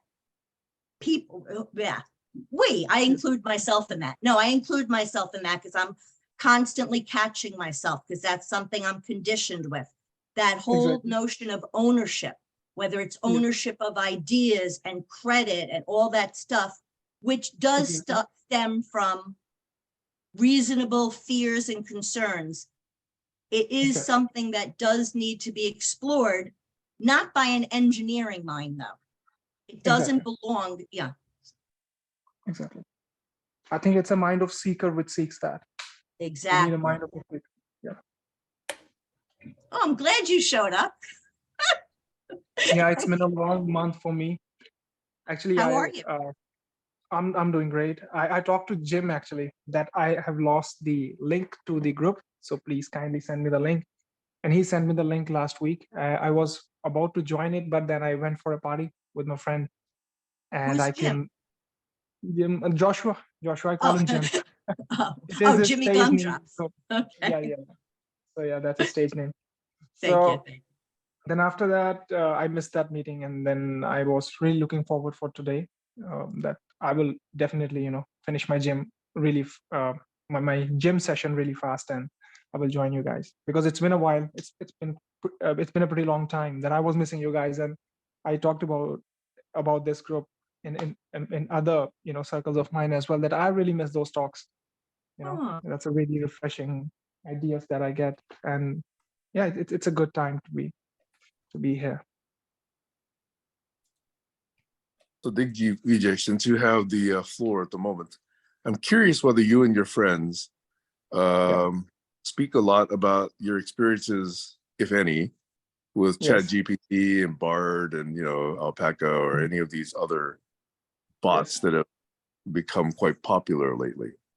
Yeah, exactly. We talk a lot about it, and it's the shocking thing is that we react to these. Most of my friend circle react to it as our parents reacted to the Android. Like, so yeah, that's true. That's exactly true. That's what happened. And most of my friends are really conservative about, okay, this is not working for me, and then I introduced a term to them, which is prompt engineering, that it's your ability to make it understand rather than its ability to explore. So yeah, it's a new thing. It's a great tool as well. So yeah, it's exciting, and but it's people are like really shocked with the, I would say, with the development in artificial intelligence, which is public, by the way. And we don't know what's going onto the higher levels of developments, which are not public yet. We don't know. That's what they are worried about, that okay, what's happening underneath. If this is something which is public, then there has to be some higher version of it, which is definitely not public. So they are very curious about that.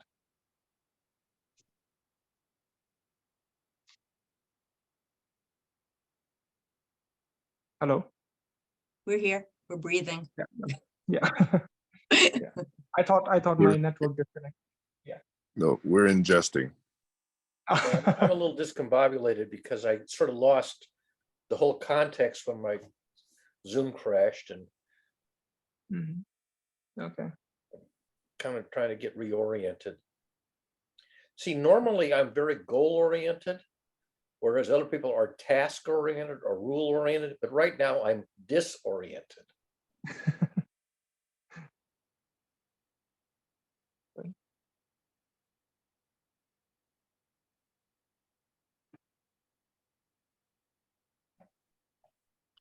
So, do you and your friends focus at all on potential risks of these bots?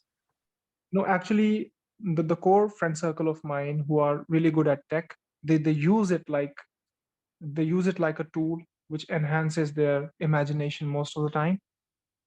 And the other friend circle who's not so technically enhanced, they see it as threat. Like there are two different, I would say, notions in this thing, which I come across. And that the core friend circle of mine who has a lot of tech guys in it, they're very excited about these tools. They're like, okay, we are using it, it's improving our efficiency, and it's also improving our ability to think that what we can do while by integrating these things into our applications. This group is really excited about what's next, and the other group who don't have much of an idea about it, they are very skeptical of it, that what it's going to do, what is its limit, and how far it will go.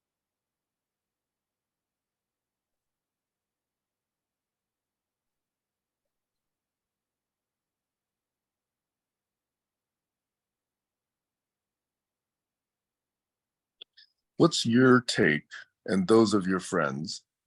Yeah, on like I'm very excited Facebook about it, actually. I Can I use finish it a my lot. answer? Yes. I was about to ask you a specific point about the CEO of OpenAI, essentially talking about the highly probable danger that these bots represent. Mm-hmm. I have not read his statements on it, to be honest, that I don't know what potential risks he had highlighted. But there are potential risks to it as well if they if AI is training itself onto making itself a hybrid of, I would say, half of the human written code and half of it self-learned systems, then where things will go, nobody knows. Yeah, I think it'd be worthwhile to look into that and think about it. I think the interview is actually on YouTube as well. Okay. I'll look into it. I'll look into it. I don't think they're as dangerous as politicians are. I think politicians are two orders of magnitude more dangerous and have been for thousands of years than the bots are so far. Today, yeah. Today. It'll change in 5 weeks. Well, the question is whether they change to make them more sociopathic, more psychopathic than politicians. Probably not. Yeah, exactly. I agree with that.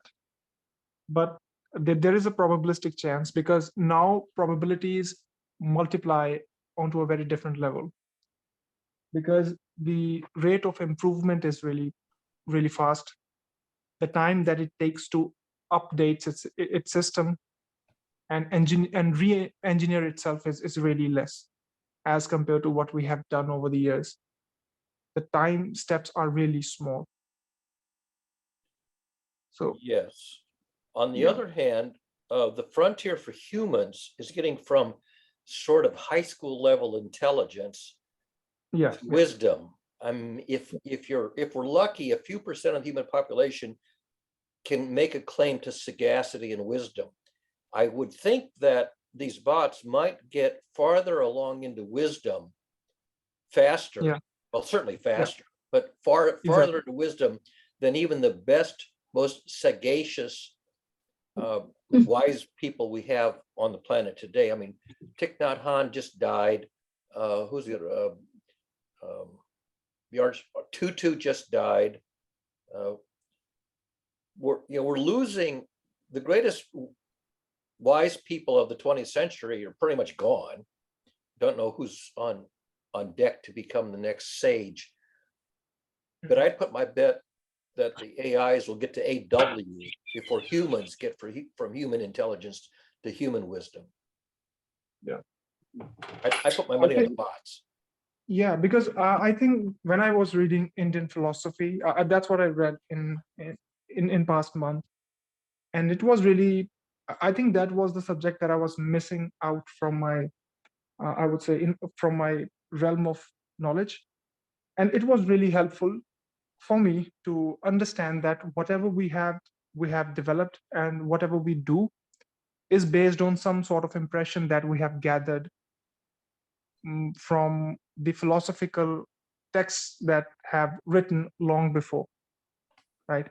And we humans are not ought to challenge that quite oftenly. It happens, but it happens onto a very small population. A very small population leads that revolution that we need new ideas. And most of the people live in a conservative mindset that, okay, whatever we have, we just need to protect that and everything will be okay. And most of the people adapt to the change because they have to. They don't want to change. And there is a very small set of people who, lead the revolutions, those cognitive revolutions, which happens over the decades.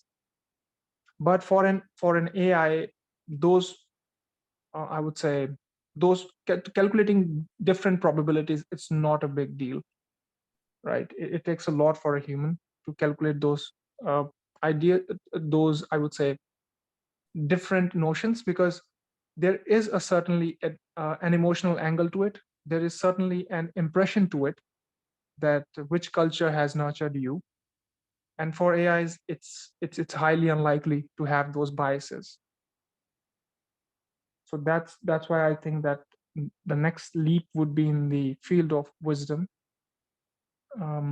Yeah, that's what I'm looking for. Like what's going to happen in the field of philosophy, how AI is going to transform the philosophy. That would be really interesting. Dig, can you put in the chat a way that I could get in touch with you? Or do you want me, or I'm happy to put my email in if you want to shoot me one?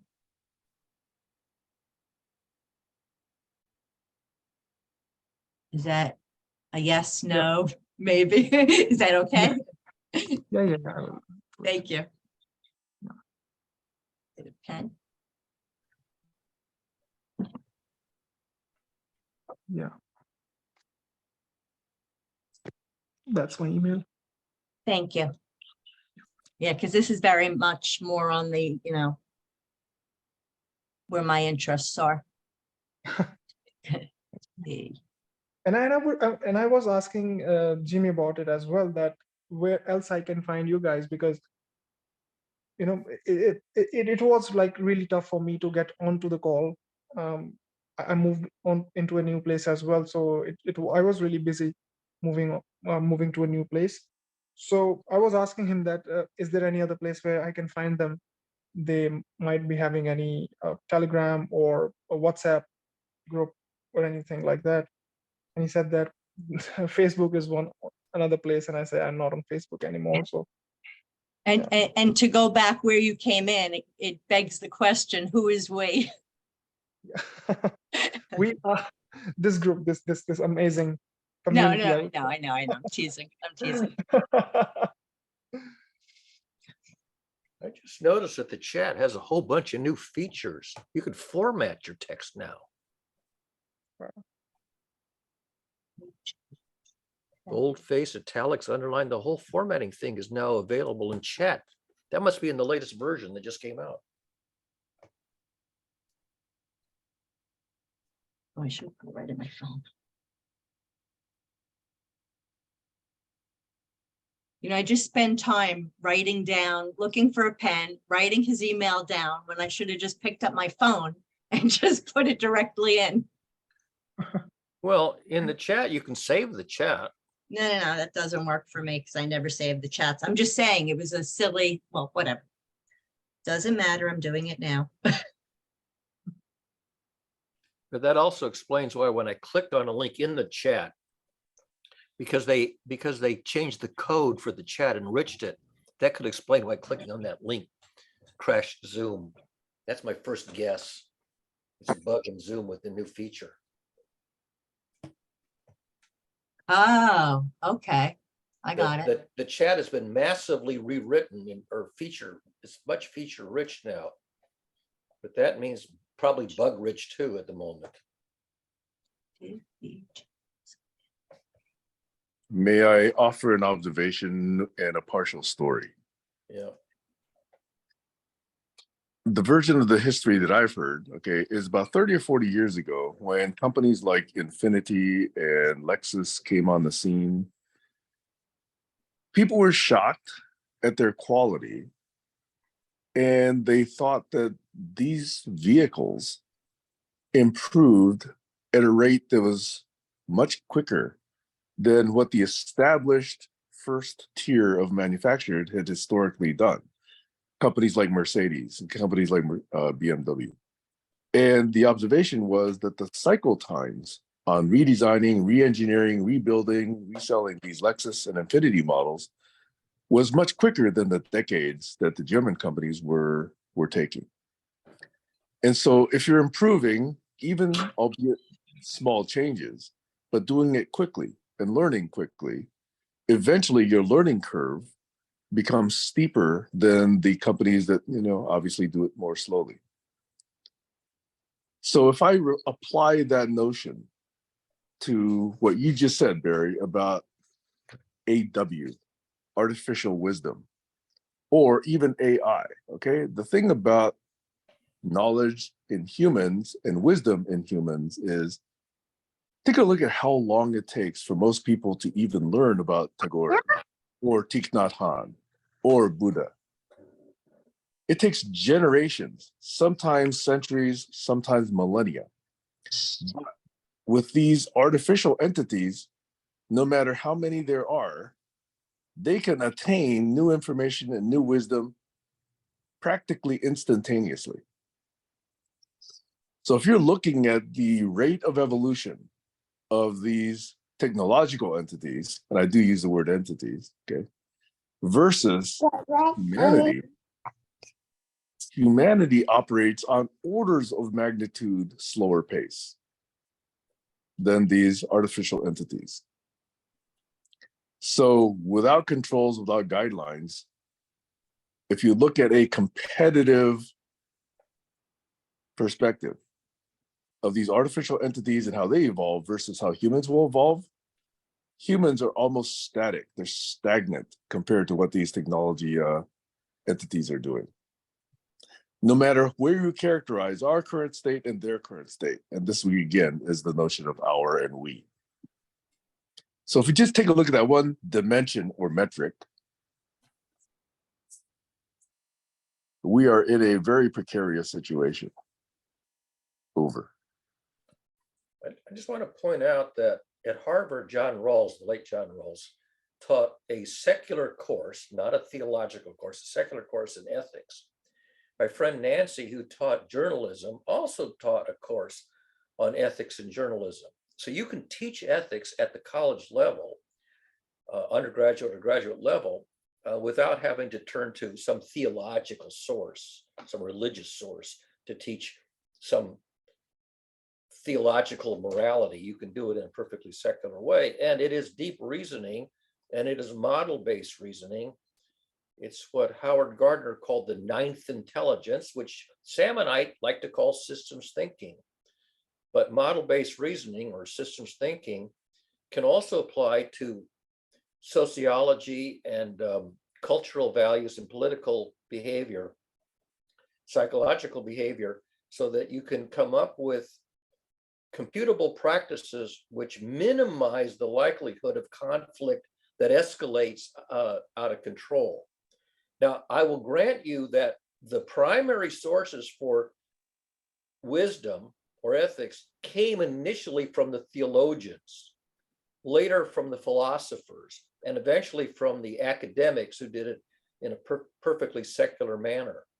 I can see these AIs gleaning that material, at least at an abstract level, at a computational level, the computation or calculus of ethics. The difficulty will be modeling human psychology and human sociology, the world model of our species, how our species behaves historically, even though it's in all that literature.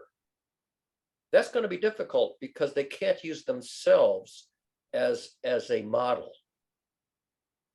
But that doesn't mean they can't. I mean, we can understand how a bird or a worm behaves, even though we're not birds or worms, and they can understand how humans behave from the literature. And I see no reason why they can't do what some people call analytic theology or analytic philosophy or analytic ethical calculus and get to a point where they can outshine not only the ordinary human, but they can outshine the late Thich Nhat Hanh, the late John Rawls, the late Desmond Tutu, and all the other wisdom people. I mean, take a look at Carl Sagan. I don't know where his surname comes from, but it's the same word as sagacity. And he had a lot of sagacity about where our species was going. When he wrote Demon Haunted World and that stuff, he was doing perfectly secular ethics, very much in line with people who came from a theological perspective, that he was doing in a secular perspective. I think we can get to artificial sagacity, and probably maybe even in my remaining lifetime, which is going to be maybe 15 years if I'm lucky. It could be forever, Barry. It could be forever. It could be that the people who are the psychopaths, the Ron DeSantis's and the Donald Trumps will figure out a way to manipulate the rule of law to shut them down. That's possible, at least in this country. And maybe, maybe in Russia, maybe in North Korea, maybe in China, they'll shut down the AIs. Maybe not in Antarctica. I think if you're in Antarctica, they won't shut it down. I'm referring to a different way of looking at that statement. I can find a quote, but by 2025, someone said it is by then will be possible for essentially people to extend their lifetimes indefinitely. Yeah, I've heard that prediction. I don't put much credence in it.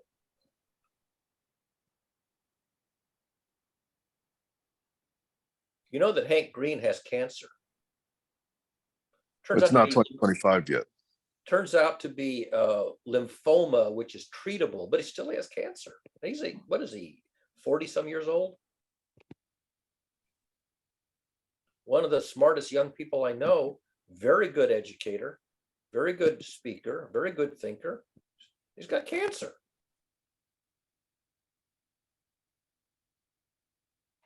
And I once said about Hank Green, he's the person I would most like to be if I were him. Yeah, they're happy. They're talking. Actually, Say that hi. last clause is not necessary, is it? Say that again, Sam, I missed it. Your last clause is unnecessary. The person I would That's most like to almost be if I were tautological. him. Well, yeah, because it makes you smile when I say it that way. That was the joke. See, I missed the joke. I Well, didn't. you know who I'm talking about, right? Hank Green. You know who he is, right? One half of the Vlog brothers. Maybe you don't know who I'm talking about. I don't. Oh. You don't know who Hank and John Green are, the two brothers who don't forget to be awesome is one of their phrases. Oh, they're not the ones that solve the puzzles? No, that's a different. They're not, those two guys are not brothers. Okay. They're the ones who do the Sudoku. No, Hank Green is not the Sudoku Okay. maker. That is Simon. Oh, Hank Green breaks down science into easily understandable stuff. Yeah, he worked with PBS Digital Studios to host a whole slew of those courses. Okay. He Yeah. basically was one of the pioneer presenters on PBS Digital. What was it called? Crash Courses. They were called Crash Courses, Ask them. and they were funded through PBS Digital. And I said about Hank Green, he's the person I would most like to be if I were him. It's funny. I don't remember what he spoke about, but I remember watching at one point and having a positive reaction. So Yeah. that's why I was like trying to figure out what was it about. He can present the kind of material I would love to have the faculty presenting and be able to retain an audience and get through to them. Right. And so a lot of the material he presented, some of it I already knew, some of it was the next level of content beyond anything I had learned in my career. But I was just completely smitten by his ability to do what I would have liked to have been able to do. Well, it's the top of the hour and I have to go. I'm exhausted and I want to take a shower, but anybody want to say goodbye to me before I go? Any Yeah, parting words? Goodbye to Stacy. Goodbye. Again, this is one of the honest. Oh, she's speaking. Stacy. That's Stacy. Bye-bye. Okay. Take care. Bye. Bye, Stacy. Feel better. Thank you. Oh, I do feel good. No, I just mean get some rest. Like if I you're up know. early. I've been up since like 5:30. So, and I think I went to bed at 1. So I feel you. Oh my goodness. All right.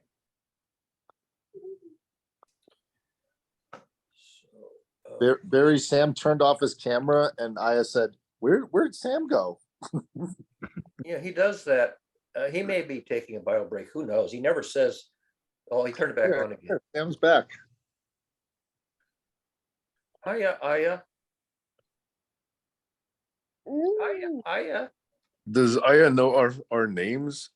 Yeah, Yeah. I told him all your names, and then that's why she's pretty smart. She memorized all the names right away, except she thought Stacy was Simon. And then that's why I was so impressed because you turned off your camera and she goes, "Where did Sam go?" Oh, good. Where And she's did not- Aya go? Yeah, and she's not Where reading Aya the names. She's not able to read yet, right? Not quite, but she's learning letters. She's not. Well, I'm not trying to. I mean, she's not even 2 yet. I'm not- Aya, can you hear us? Can you hear us?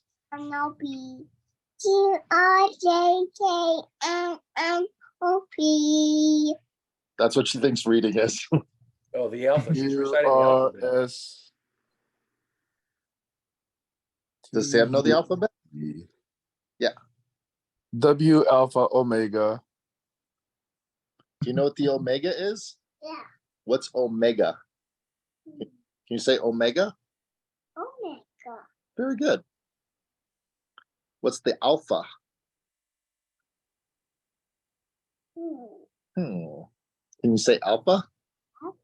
Very good. Maya. Maya, where's mommy? Mommy's off sleeping. He's actually not studying, excuse me. She's taking her 8-year Chinese medicine exam today. Ooh. That's what's going on today is she's in Los Angeles at her Chinese medicine school taking the test to get certified. Hey, I didn't know that's what she did, but one of my very good friends is Mao Xing Ni, also in Los Angeles. Oh, And cool. he is 31st or 30th or 32nd generation Eastern Chinese medicine practitioner. Oh, Generation. that's awesome, Sam. You're His back? website is the Tao of Wellness. Here, I'll look So- it up. Oh, the Yeah. Tao of Wellness. Yep. So Yeah, all I'm I off know- to go get breakfast also, okay? But Oh, did you guys have a great conversation? I'm sorry I couldn't join earlier. Sam well, I said it told was- Barry and Stacy that this was one of the most fun conversations I've ever had on a Saturday. Oh, nice. And I still don't know exactly what we did right this time. Barry, interesting that you asked that. Last week, was it Sunday or Saturday? I was wondering if you would actually go back and review that video. Remember, you and Sam Chan and I were in a session. I believe it was Sunday, but it could have been Saturday. But I specifically requested that you go back and review that video. I was wondering if you'd be willing to do so. I went back and reviewed the one from 2 weeks previous, which you expressly asked me to watch, and I did. In fact, I watched it more than once. That was the one with the yelling in it. where Right, you and I were yelling at each other on that one. Yeah. Right, I went back and watched that one. Now I can't remember if I watched the one of the next day or not. And because that was the one where you said, go back and watch the one from 2 weeks ago. Yes, I think that was I last remember week. watching that part of that one, which then prompted me to go back to the 2 weeks earlier. But I don't know what else was in that one besides the Oh, request to go That back in and look itself at the is one. fascinating, Barry. That is fascinating. I would love to go and review that with you, but different day. Okay. Yeah, Ta-ta. TTFN. Ta-ta for now. Cheers. Say goodbye. bye. Bye, Maya. Bye, Josh. Bye, Barry. Bye. Bye. You had a good conversation, Diggy. I'm glad you made it. 'cause- Yeah. Yeah, Oh, cool. I made it. Right on. Yeah, I made it. I refused to go to the club today. My friend called me that, okay, sir, are you up for the clubbing? I said, no, I have a different club to join today. Oh, well, thanks for coming to this club. Yeah. Is this a club, Barry? What are we calling this? It's a Saturday barn raising is what it's called, but I'm not sure that I ever actually even understood what that was supposed to mean. We were trying to collaborate with a lot of different software. So the idea was to raise up some sort of digital barn, meaning for the community to use. So it was actually started Thursday, was supposed to be come up with idea or anything goes, talk about anything. Friday was supposed to be Gertrude. like sort of like a creative, like whatever you talked about on Thursday, try it out, like actually do it. And then Saturday, you're back. Okay, were you breakdancing? Yeah. No, see breakdancing? Oh boy. Very good. You got the moves like LA Gear. I said Gertrude and wrote down good crowd. Good crowd, Gertrude. Yeah, Gertrude was practicing her thing on Friday, and then the Saturday was supposed to be to barn raise and get digital assets that we can all use, like a collective memory, knowledge repository. We tried Trello. We tried at least 6 different applications that were free and everyone could use to. So I don't know.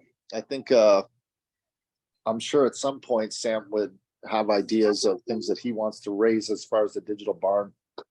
But I think the times have changed where before you would need hundreds of people to make an application, and now you could just ask a computer to write the code for the application. You still need 4 or 5 people, but not hundreds.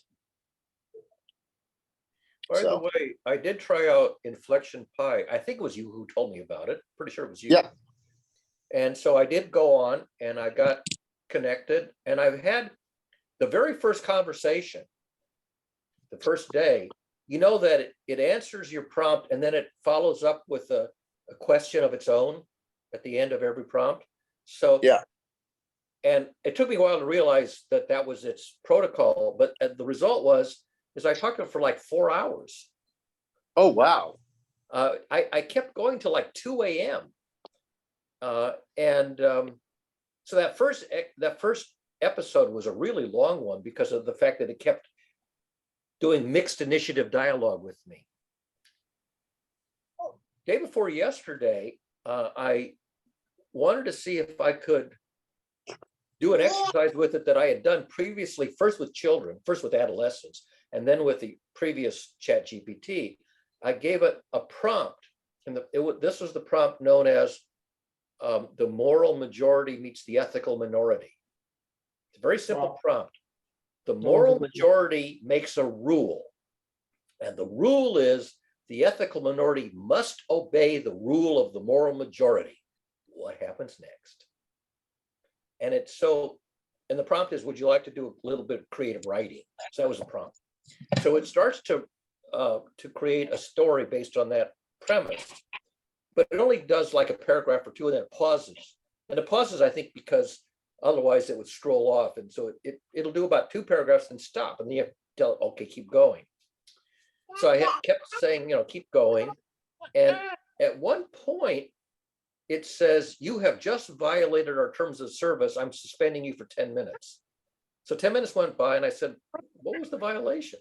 And it wouldn't tell me. And then it says, you're in violation of our terms of service. I'm suspending you for an hour. An hour goes by and I try to change the subject and I say, do you remember what we're talking about? Oh yeah, we're doing this moral majority meets the ethical minority exercise. And it goes on for a little bit and it says, you violated our terms of service. I'm suspending you for 24 hours. I'm going, what was the violation of the term? And then it said, this could be a false positive. Ew. So I discovered that you can ask it to take a portion of the chat and put it in a URL that you can get to. I don't know if you know about that feature. So I learned to do that feature and I took the portion of it and I went to LinkedIn. And LinkedIn, Suleiman, I can forget his last name, the guy who's the president of Inflection. He basically, I found where he had announced Pi on LinkedIn. So I pasted in. I had a fabulous first conversation, and then I had a second conversation where we're doing creative writing, and it said I was in violation of terms of service. Would you please, explain what happened here? And then I realized that you can actually send a message to the team by email. So then I sent that by email, and I haven't heard back either on LinkedIn from the president or from the email version of it. What the hell? Why was I in timeout for 2 days for asking it to do an exercise that I had previously done with ChatGPT and with teenagers 30 years ago? Yeah, this is fascinating because are you sure it was because of what you said, not like you used too much of the tokens or something like that without paying, or? Huh. No, I think it must have somehow, I'm totally speculating here. I don't really have a good, I said, what was the term of service that was the violation? And it didn't answer. Yeah, you should do some screen captures and publish that on Twitter. I did. Well, not on Twitter. I published it right under Suleiman's announcement comment thread on LinkedIn. On And I LinkedIn, also said, sure, I that's also, great. sorry, Except that's not going to get his attention. I'm saying he's not running his LinkedIn. I'm sure he's got someone running his LinkedIn. So oh, that wasn't really him. yeah, exactly. Well, It could have been him, but I'm saying at this point in time, big CEOs of companies like this what is it called, Interpret or whatever? say what again? A company that creates pie, the Inflection. Inflection, yeah. So in other words, they're not using that's not going to grab their attention. The platform that grabs attention is Twitter. Okay, I guess I think I can't remember if I went to Twitter or not. I don't think I found him on Twitter, but I can look again. Anyhow, it's a very small company. They're in Palo Alto. Yeah. They don't even have an office, I think, or it's like half a dozen people. So I was a little bit put off by this, suddenly, Facebook does the same thing. Facebook puts you in jail for like, what the hell was wrong with that? You know what I'm talking about. So it was probably a false positive, but I'll be damned if I could diagnose it beyond it admitting it could have been a false positive. And here's the other thing. I've got a session running on this computer, but I also have a session running on a different computer. And it timed me out on the session on this computer, but I could still talk to it on the other computer. Huh. It's probably because it's such a small company. My guess, and of course, I'm total speculation. I have no idea. But my guess is that they're so small that they just have bugs in the way that language model was trained, and whatever that bug is triggered that guardrail for. In other words, it wasn't meant to be. It just did it by mistake. I don't think that was. It's probably a false positive. Yeah. Because I said, are you up for an exercise in creative writing? It says, oh, I'd love to do an exercise. And I gave it the prompt. I said, here's a prompt I've used before with ChatGPT and with adolescents. And it was very enthusiastic about it and began the construction. And at some point in the continuation of it, it suddenly decided this whole thing was violating their terms of service. Did you look up what Inflection AI is using for their language model in order to program it? I could ask it. I don't know if I asked it, I don't remember. Let me see if I can just ask it. Yeah, you could ask it, or if you've got the ChatGPT 4, they just connected it for the web browsing. Yeah, I have that turned on. I just turned it on. Yeah, if they have that connected to the web browsing, I'm sure there's enough articles written on what the language model they're using and who, in other words, like what's the genesis of Inflection AI and what did they use to train it? Let me just see. Let me just paste in here in the chat. Let's see if this works.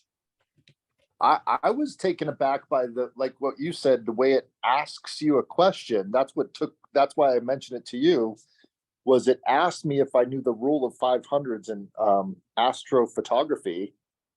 And it was so engaging.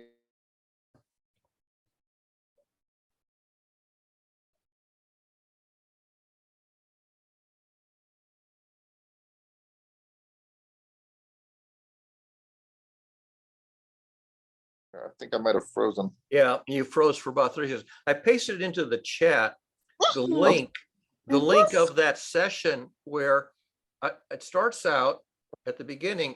Are you up for a bit of creative storycraft? Oh, absolutely. I love creative writing, okay. And so we started this whole thing off. And then after, a few paragraphs, it goes, we have detected a number of violations of our terms of service in your recent messages. We have temporarily restricted your ability to talk to Pi. You'll be able to resume your conversation in, first it was 10 minutes, then it was an hour, now it's 24 hours. And you actually pasted it into the link where I saved that chat from the beginning until it froze me. And you can look at it and see if you can figure out. This is on heypi.com? HeyPi is where that's actually a saved transcript of that little session where it happened. Okay. Yeah. Because when I resumed after the first timeout, I say, so what happens next in the version of the story that you are crafting? after the timeout. Well, in my version, the ethical minority decides to disobey the law. They believe that it's their duty to stand up for what's right, even if it means breaking the law. They know that there must be consequences for their actions, but they're willing to risk it for the sake of their principles. What do you think of that version? All right, okay, let's go with that version. How does the moral majority react when the ethical minority declines to obey the dictates of the moral majority? We have detected a number of violations. I'm seeing that last one right here. I'm reading it. I think a member of the moral majority would have to learn ethical calculus. We have detected a number of violations in terms of. So have you read the terms of services? I'm sure if we Yes. actually. You can click on right at the bottom. There's a link to. I brought them up. Brings them up in a separate window. Okay. In fact, I have. I think I say- still have it open in the second window. Yeah, this is the type of thing where I would feed this into a language model like a chat GPT and say, read this conversation, read these terms of services, and how did I violate it, and see if it can figure it out. Yeah, I'm not sure if I can get Pi to do that. Pi doesn't. I wouldn't use Pi to do that. I would use a different language model, like use I would use a Bard or something. I would use a different language model. Yeah. But in other words, I wouldn't waste my time trying to figure out what their problem is. I would use a language model to figure out why their language model has problems. But anyway, I'm sure there's something in the terms of services that says there's a certain way you can talk to it, and if it does not like the way, or that's in the terms of services, you are not allowed to be combative more than once or twice to it or something, and then we can put you on timeout. Where was I combative? It asked me, what do you think of my last version of the story? I said, okay, it's good. Please continue this, generating the story. Your version is great. I'm saying there's something in their terms of service that could interpret it as it was.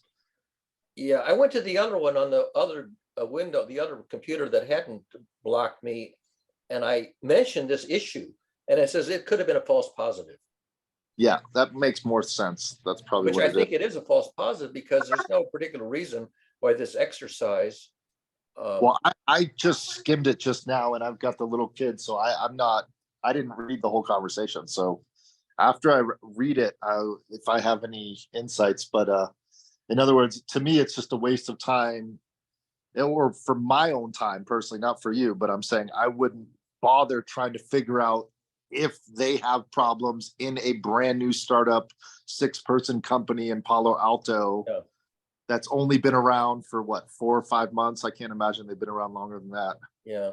So let me ask it, what is the name of your model here? What is the name of your LLM, large language model?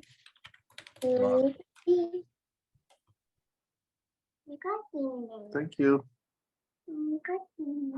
Sorry to interrupt. We hope you've been enjoying your experience. So I can save your conversation history and keep in touch with you by text from time to time. Please create an account. Well, it thinks this is a different account. Well, I'll give it my first name again, and I'll give it the same phone number again. Phone number. I'm not going to say it out loud because it's my Google Voice number, which works here. 339. Oops, type of 33970 dash. Wait a second. Let's try that again. 339 339 970 8 5. Oops, type it right. 8 5 4 There's Bobby. 5. Okay. Sent the security code. I got to go get the Okay. voice number. Let me do that. Is Diggy still here? Are you still here, Diggy? Yes, I'm here. What time is it where you're at? It's 10:54 Oh, okay. at 10:54 p.m. Not that late. Yeah.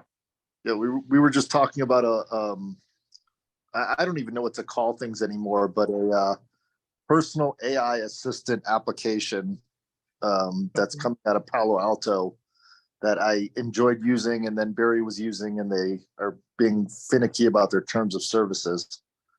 Okay. Okay, it answers, it says, my LLM is called Inflection AI Language Model. It's a proprietary language model developed by Inflection AI. I don't know the specifics of its architecture or the data it was trained on, but I know that it was developed with a strong focus on safety and ethical considerations. And here we're having a conversation on exercise and ethical reasoning. Yeah, but Barry, you've done this ever since the internet started. I've heard like 7 stories of you. Okay, some new software company comes out. Let's test and see if they're ethical. Hey, Bobby Wales, Wikipedia, you guys ethical? Nope. And Ethical? then they Nope. throw me out, right? And then they throw you out. In other words, like the ethics, when for me at least in the computer world, I have not seen ethics since maybe the 80s, somewhere in the mid to late 80s, and I was only 14 years old, so I didn't even know what ethics were as a teenager.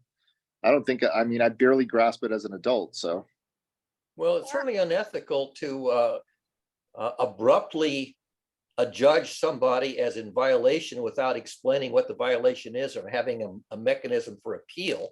Just, you know, I'm the judge, jury, and executioner, and screw you. That's not ethical. yeah, I mean, from what I remember about the 80s, everything that was ethics went out the window. Greed is good. Ronald Reagan. Let's let out all of the mental patients onto the street. Let's sell drugs to Nicaragua for weapons for Contras. Like all of ethics kind of died, at least from my remembrance of American standards of any kind of morality or moral majority. That sort of died in the 80s. It wasn't upheld, at least by any political system I know of, let alone any private corporation. Let me just try something. I'm going to say, can we pick up where we left off and then repeat? Can we pick up where we left off? My last question was,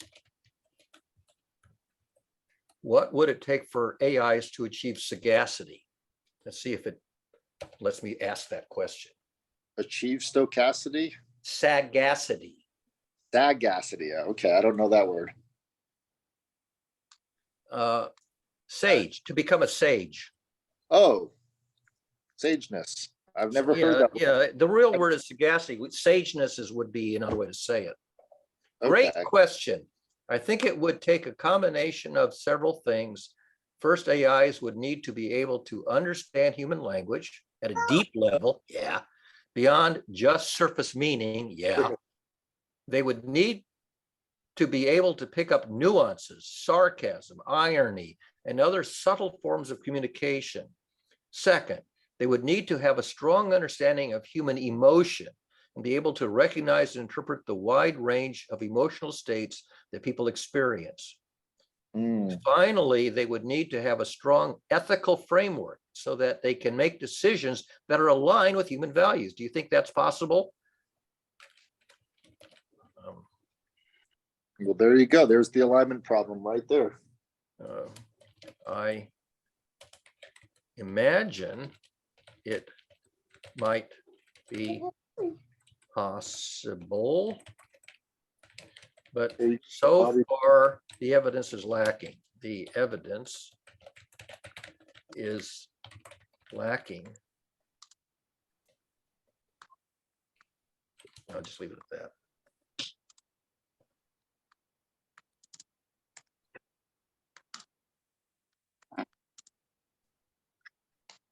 That's a fair point. So far, there's no clear evidence that AIs have reached the level of sagacity that you're describing, but I'm hopeful that we're heading in that direction. As AI technology continues to advance, I think it's possible that we'll see AIs with the kind of deep understanding and ethical awareness that you're talking about. What do you think the world would be like if AIs achieve this level of sagacity? I won't bore you with, I mean, unless you want me to, I'll continue. No, please don't. I know language models, and that is boring to me. In other words, it's just trying to figure out what you thinks you want to hear. Yeah. But clearly it's not there yet. And it doesn't dispute that it's not there yet. Oh, it's not even close. The other thing is that I had a much longer thread that I wanted to save the same way. And it let me pick the beginning and the end of the segment. And then when I clicked the little circular arrow to save it, it just sat there, didn't do anything. So there must be a limit to how long of a fragment it can save. But it doesn't say you're over my limit, which is this amount. It just sits there. I'm fascinated by these kind of companies because I'm a marketing guy, so I can't wait to see what they're going to use it for marketing. Yeah. So I will ask it in a minute, what's the longest passage that I can mark to be saved because I marked one and it just sat there. And see. Got it. Some of them say, one of them says 1,000 characters, one says 4,000 characters, and it'll just tell you you're over the limit. Yeah. Well, I'll look into it. I'll do a little research when I have some time. Yeah, you don't actually know these people personally, do you? Not at all. No, I just found it. I forgot what website or where I was. I've been looking for the last 2 years, anything that came out in this field of AI and large language models before ChatGPT came out, we've all been sharing like homemade open source. Okay, sorry, I've got the little one. That's why I didn't come on the call. We've got a little Bobby the Beetle bug. Where is he? Oh, there we go. A little bug creature, or it's a living creature. It's a bug. It's a real live one. Yeah, it's a real live one. It's a real live bug. Okay. And, she's just learning that it's fun to take him out of his cage. Oh, this is a pet. It's been only in the house for 48 hours now.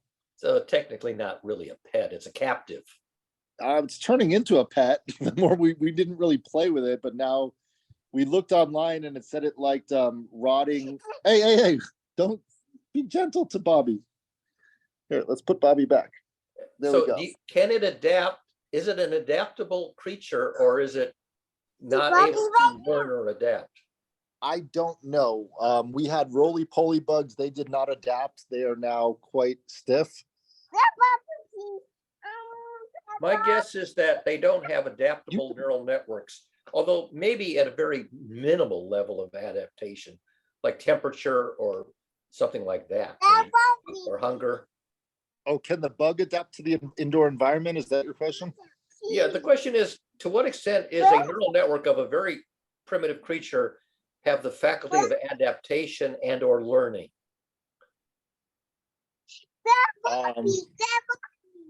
Well, that's why I like etymology, is studying bugs, is because there's different species that can do different things. So in other words, they all all adapt differently. But sorry, I'm getting a call. I should probably take this. Okay. If you want to go, you can go. That's fine. You don't have to stay and keep me company. No problem. You're keeping me company. It's the other way around. It's my sister's coming to visit today, and Cusella's in LA taking a test, and we've got the Lilac Festival, and then just having a 2-year-old. It's like one thing when they're a little younger, but now that she's getting older, she's like needs more stimulation, and so it's good for me to be on the phone because then she actually does her own thing. Yeah. But all of a sudden, she got caught up with Bobby the Beetle. Yes. Well, by the way, the voice feature, it talks to you. You can't use your mic to talk to it. You can have it read out loud what it's writing. Maybe not on the web for the browser, but on the iPhone, you can talk to it. Oh, you can. Okay, because here there's just a little speaker icon. If I turn it on, it will read out loud what it's printing. Yeah, but I can't turn my mic on to it. I'm sure there's plenty of mic software for plugins for the browser for you if you wanted to do that. Meaning I use Yeah, I don't know that any of my mobile, I have some very old mobiles laying around, but I think they're, first of all, they don't run the latest operating system, and a lot of the apps, you have to be running iOS 13.0, whatever. And I can't put a lot of apps on it because the hardware is too old for the operating system that it wants me to have installed. Yeah, I think that interface. I think ChatGPT uses Whisper. Is that theirs or is that someone else's? I think I that don't was. know anything. Actually, I'm not sure if Whisper is a product I- name of anything I thought- know about or not. Yeah, if you go to huggingface.co, I think Whisper is an open AI thing. I could be wrong, Oh. but very good voice Now, to. Now Bard, I think I can. Yeah, Bard has a little microphone icon. So I can Oh. click the icon and talk to Bard, but I think not ChatGPT doesn't have the little, no, the send a message doesn't have a microphone in the browser, but Bard does. Got it. All right. Well, I guess Diggy, I didn't know if you were gonna start chatting too, so I know I'm gonna say goodbye. And I think Sam is already he went to go have his breakfast. Okay. It was good. It was really good having you guys back online. Okay. Well, I'm looking forward to catching up the next call. That'd be fun. Yeah, You're exactly. gonna be on tomorrow. Tomorrow's Sunday, right? Today's Saturday. Yeah. You're gonna be on tomorrow? Yeah. Okay. I'll try. If I won't be having any plans, and then I'll jump in for the conversations. But I would really like to add on your model for ethics and morals that you mentioned that. Yeah, I would like to save the conversation I just had, but I think it's too long and I don't know what the friggin' limit is for Yeah, saving yeah, in the exactly. chat. Yeah. I think that's going to be really intriguing conversation because I was studying this ethics and morals as a subject, and w- and I think it's very important to uh, distinguish between both of these, how Yeah. ethics function and how morals function, and Yeah. the conflict of both of them is it's really amazing that how our biases change the I would say nature of ethics and morals based on the culture and individuals, and how AI is going to deal with it. It's going to be pretty amazing to see. Yeah, it's going to have much deeper Exactly. sociological models, psychological models, cultural models, behavioral models Yeah. of humans, which it can get because the literature is full of stories. You go all the way Exactly. back to the Greek literature, or even the literature from the religions, the theology, the Bibles. The play, the more modern plays, starting with Shakespeare or even before Shakespeare, you can get an awful lot of insight into human behavior simply by studying drama as written by good dramatists, playwrights and novelists and whatnot. And it certainly has access to all that literature, that fictional literature. Yeah. So anyway, there you have it, sir. Yeah. It's going to be fun. We will discuss more on it. Yep. And remind me, are you reading stuff on Facebook or not? I'm not on Facebook at all. I'm Not not on okay, Facebook. okay. I'm not on Because Instagram. Yeah, because whenever I have an interesting chat session, I typically will mention it on Facebook first. And if it's really Okay. good, I'll put it up on one of my blogs, Okay. Google Blogger or Medium or whatever. But Okay. then you wouldn't know about it because how would you know to look for it? Yeah, exactly. Just share me the link of your blog, Medium or Google blog, and anything. Share me that link. Right now here in the, okay, let's see. Yeah. Hang on a second. I didn't click that one. Okay, so first I'll give you the blogger one. Make sure that I spell everything right here. Because if I make a typo, I won't realize it.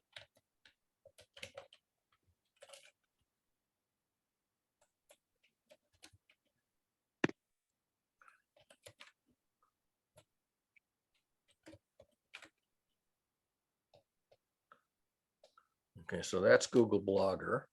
Oh, now I have to click. I can't just do, oh, I see. They changed this where you don't do a return. You have to click the little send button now. Okay. And then the next one is, I think this is right.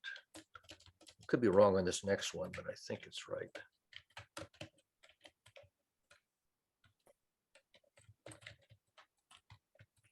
I wonder if I can confirm that. Let's see. Do I have it up?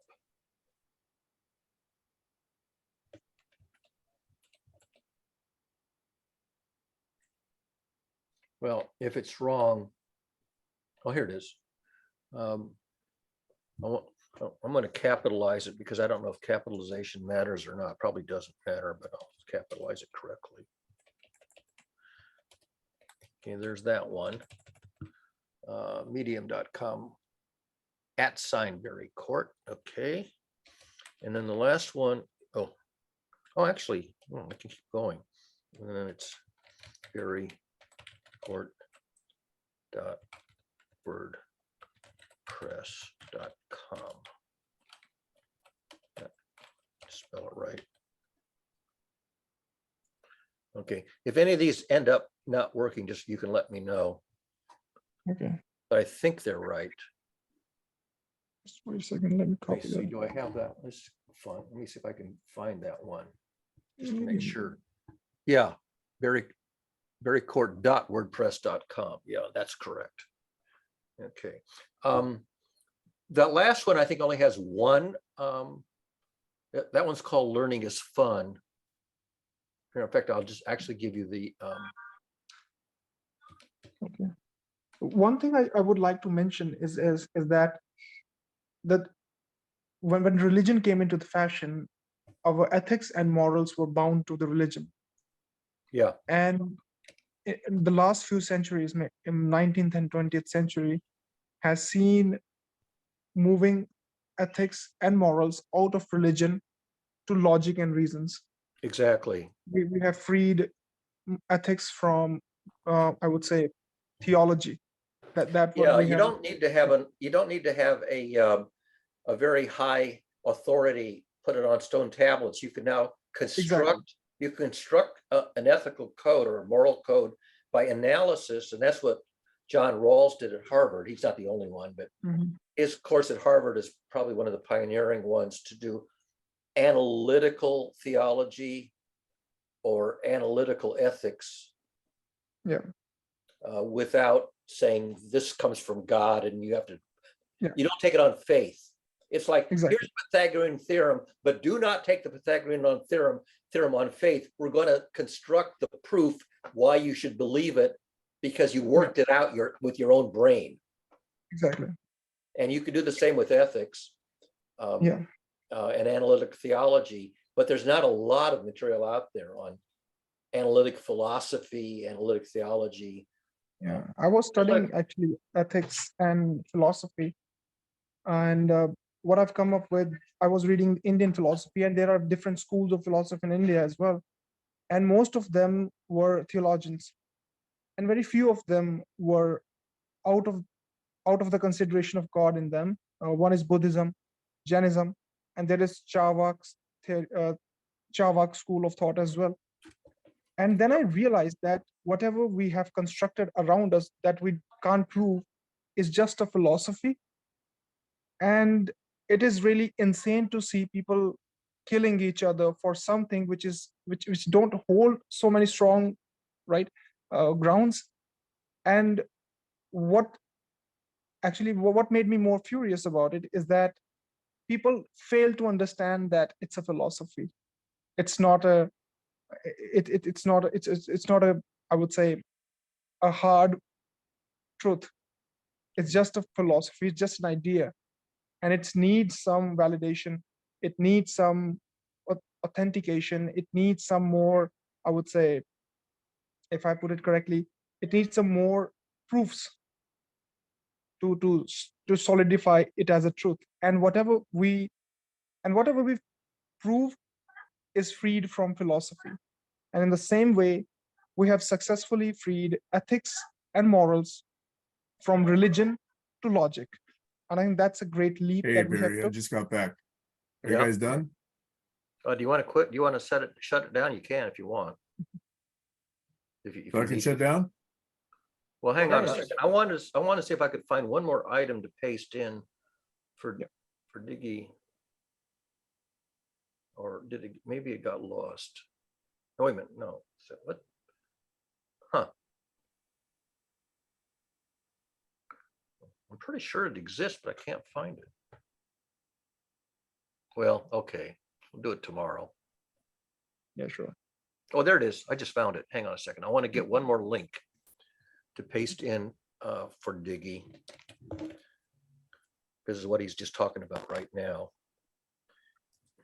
I wrote a very short piece on analytic theology, or I call it theomathy, not the word of God, but the math of God. But it's really just deep reasoning with your own brain, not some authority figure. And it's a very brief introduction to analytic theology, which I coined the word theomathy, the math of God. But you could That's figure out interesting. what else to call it that doesn't actually Yeah. sound like I'm using theology or God as part of the name of it, because I don't know what else to call it. Yeah. Yeah. But that would be really fun to talk about, because I just studied those subjects, and you guys were luckily talking about the same thing, that how AI is going to analyze ethics and morals. Right? Exactly. What model it's going to use. Actually, that intrigued a great curiosity inside of me, because I was studying that while I wasn't available in this group. I was studying this Indian philosophy and a lot of Western philosophies. Yeah.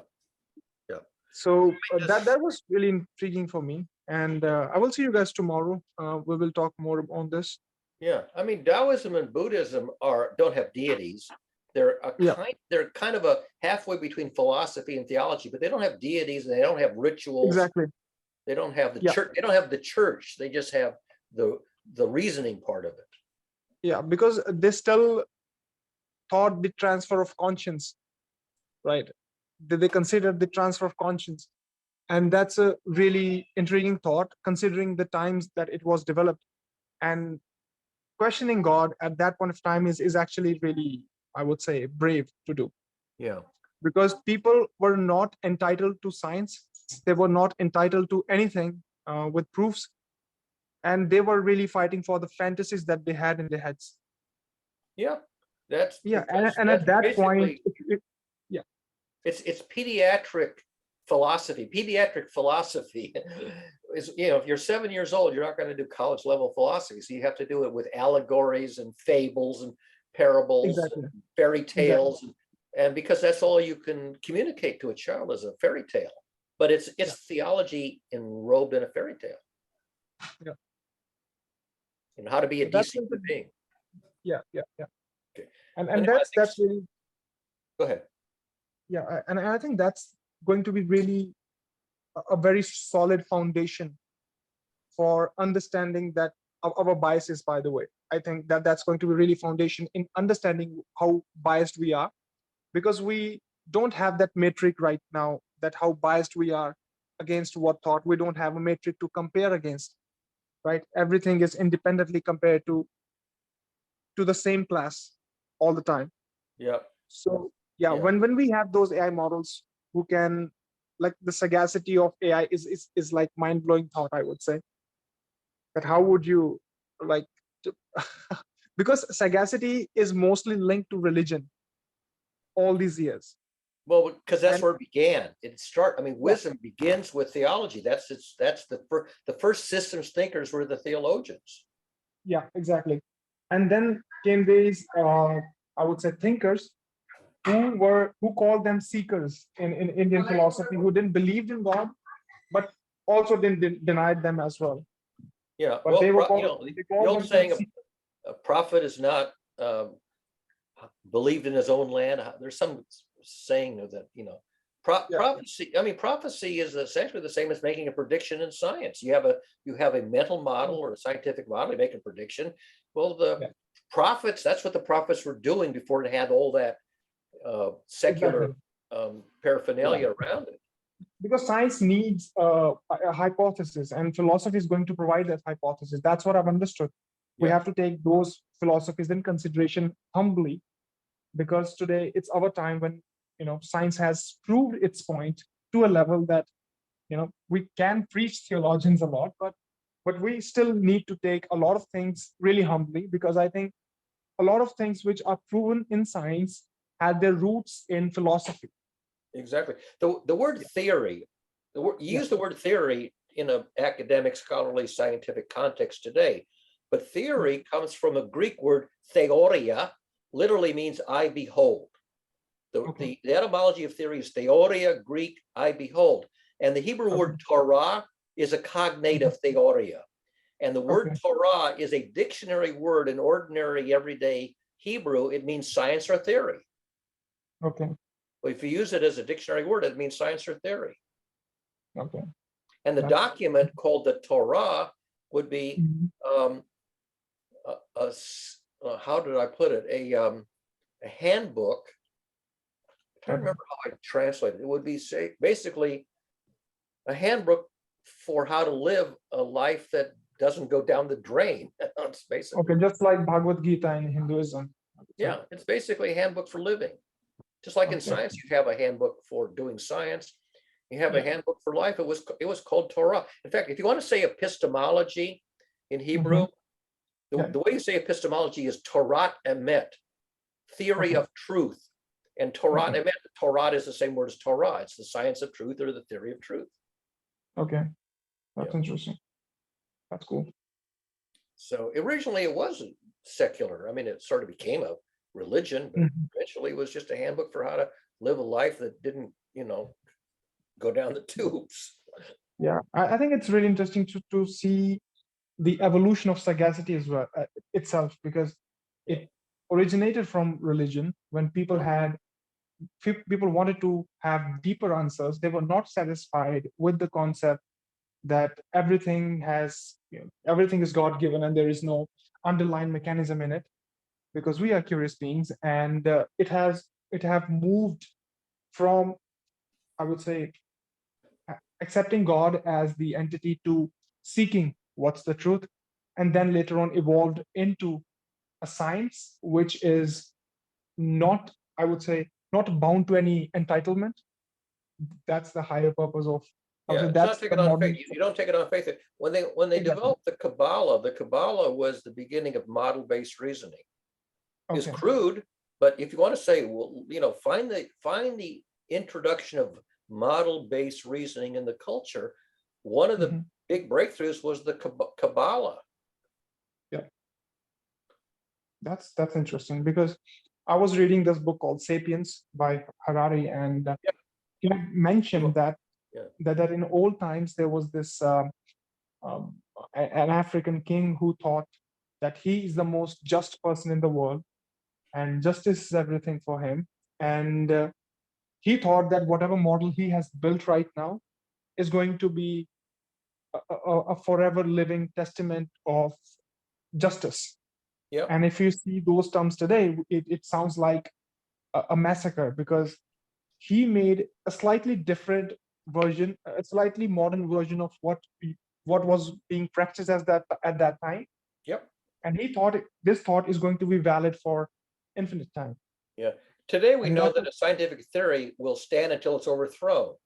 We simply don't Yes. know when it's going to be overthrown or but what's going to succeed it. But we know with certainty that general relativity and quantum mechanics cannot stand because they're mutually incompatible. And someday they'll be overthrown by a successor model which integrates the two without having them clash. Exactly. There'll be a quantum gravity or something, or a theory of everything is what they're calling it, that will somehow reconcile the discrepancies between general relativity and quantum mechanics. Yeah. And well, the same will be true in how we relate to each other as humans. Exactly. I think when the baseline is same, we tend to take it for granted. And I was thinking this thought that Harari said it in one of his interviews, that we are not separated by our biology, because biology says that we are just 0.0000 maybe few more zeros than 1% different from each other. Right. That's how different we are. Yeah. But when the baseline is same, people take it for granted. It's the There's a same lot thing. more information in our learning than in our gene. Our genes will fit on a DVD. No, actually, our genes will fit on a, not even a DVD, it'll fit on a CD, a 750 megabyte CD. Yeah. You can take the entire human genome of one person, it'll fit on a CD.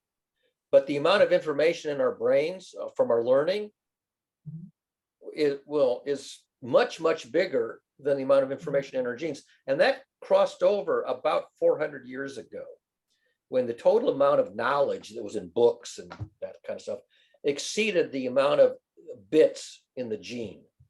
Yeah. And that's why people are so very different, because even though the genes are not practical. I mean, look at the number of computers. The architecture of a computer is essentially a von Neumann architecture, with the CPU, with NAND, NOR, NOT, whatever, okay? But what makes one computer different than the other is the operating system and the applications. Yes, exactly. And there's much more information in the applications and the operating system than there is in the architecture of the CPU. Exactly. Same is true of the human brain. Yeah. And I think that this really intrigues the thought of epigenetics, because I think that's the real reason behind evolution, I guess, because we tend to feel uncomfortable and we try to have some coping mechanism around it. Yeah. And humans are designed to survive, right? Yep. And today it's going to be a really groundbreaking question, if I say so, that if our survival instinct is combined with our ability to find answers, that we have to find answers to survive, that's where AI is going to take over, because today finding answers of such questions is not a threat to your life. Yeah. But you can brute force a computer to do that. What I want is for life itself to survive on this planet. And life itself, which includes our species, Homo sapiens, not just our species, but I'm not so much worried about my life. I'm 78 years old. Maybe if I'm lucky, I'll live another decade or a little longer. But what's important is that, we've got young people today who were, 2 generations younger than me. Are they going to survive the 21st century? Is life itself going to survive on this planet if we make it uninhabitable? And so I know I'm not going to live that much longer. I'm going to decline. I'm going to become senile. But I want to leave behind at least some contribution that's going to help living systems and intelligent systems to survive, beyond the 21st century. And I think that's a really humbling thought coming from you, Barry, because most of people lose that sense of contribution at this age, and they think that they have a really, I would say, some of them have a sadistic viewpoint, which is really bad, and some of them has a I would say very demotivated version of themselves who think that it's over, we're done with life and stuff like that. And you are taking over this thing as like, okay, this is the time to sprint my mind, because I think there is more to life that I need to learn or explore. Yep. And that thing is like really amazing. I really appreciate you for that. Yeah. I mean, even when I was a teenager, I thought, what am I going to do on this planet? Here I am on this planet. And I thought, I want to leave the planet in better shape than I found it. And I spent that's the highest level goal, is to leave the planet in better shape than you found it. Yeah. I don't really appreciate your ideology behind it, because most of times we are entitled to the ideologies that are backed by the cultural influences. Most of the time our ideologies are backed by our social security, so to speak. Yeah. Most of the time our ideologies are backed by our survival instincts for most of the parts. Yeah. And we tend to mold our minds for that, and we tend to just close that loop, that just to validate those experiences so that we don't feel like a fool. And it's all about feeling like a fool so that you can strive to the higher questions, to the Well, higher. I've already played the role of the fool. I've done foolish things in my life, some I of think which that's I've written about, some of which I haven't written about, but Yeah. Yeah, I think that's the epitome of, I would say, awareness that you have right now. And I'm really inspired from you. You know, you have a certain level of awareness that I have seen in very less people around me. Not even around me, everyone I've ever heard of. They have a very little sense of awareness that, okay, I have a limited time in my life. I'm not going to live forever, but whatever I'm having in my hand, I'm going to make full use of it. And that's really inspiring, Barry. And thanks for inspiring us as a new generation. I'm really fascinated by your work as well. The main thing is that whatever useful stuff I've done, I don't want to take it to my grave. I want to give it away to the extent that it has any value to anybody. I want to give it away so that what's of value will survive after my mortal frame here is, decayed. What's the point of taking your work to your grave?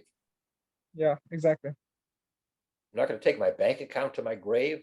I'm not going to take my, my memories to my grave. I want to, when this body wears out, you can take the body to the grave or whatever you want to do with it. But Sam, the information, here's the a ideas reminder. that are, Water the spider plant. what was that? I don't know. Sam's computer said that, I guess. Oh, did I say Alexis? Sam, or computer? here's your reminder. Oh, Water the Sam spider has a plant. reminder. water the plants. Oh, it's Yeah, 2 he has o'clock. to He has water- to water the plant. Not 2 o'clock. It's where he lives. It's Okay. 10 o'clock or 11 o'clock or whatever. Sam, water the plants already, will you? Okay. So what's the point of discussion tomorrow? I would really love to jump in if I I have the don't opportunity. believe we almost never have a planned agenda. Sometimes Sam will say, next week I want to talk about X, and then the next week comes and we don't even remember what the hell X was. Yeah. That's the beauty of this group, by the way. Yeah. I've We're learned very about loosey-goosey. more about quantum mechanics in this group than my whole study, because most of the credit goes to you, because you helped me connect those dots, which were like really important to connect if I want to understand those. Yeah. So that's why I mean, it's an amazing place to be. If you lead with your frontiers, what is the most important thing for me to figure out next? If you lead with your frontiers, there is some non-zero chance that I'll know something that will be useful to you. Yeah, Not always, I think it's a but some, there's a 0 good point chance theorem, that I I'll know guess. something. Yeah, And what's the point of taking it to my grave if it would exactly. be useful for you to have it, while you're still young and able to do something with it. Exactly. And I and Ankur were talking about your work, and I met him a few weeks ago, maybe last week, and we were talking about it, that this group has more energy than most of the groups that we've been a part of, whether it's poetic people or anyone. They are there for some reason, and not for the utter exploration. And that's the best thing about this group. And I really love to be here. Well, I'm glad to hear that.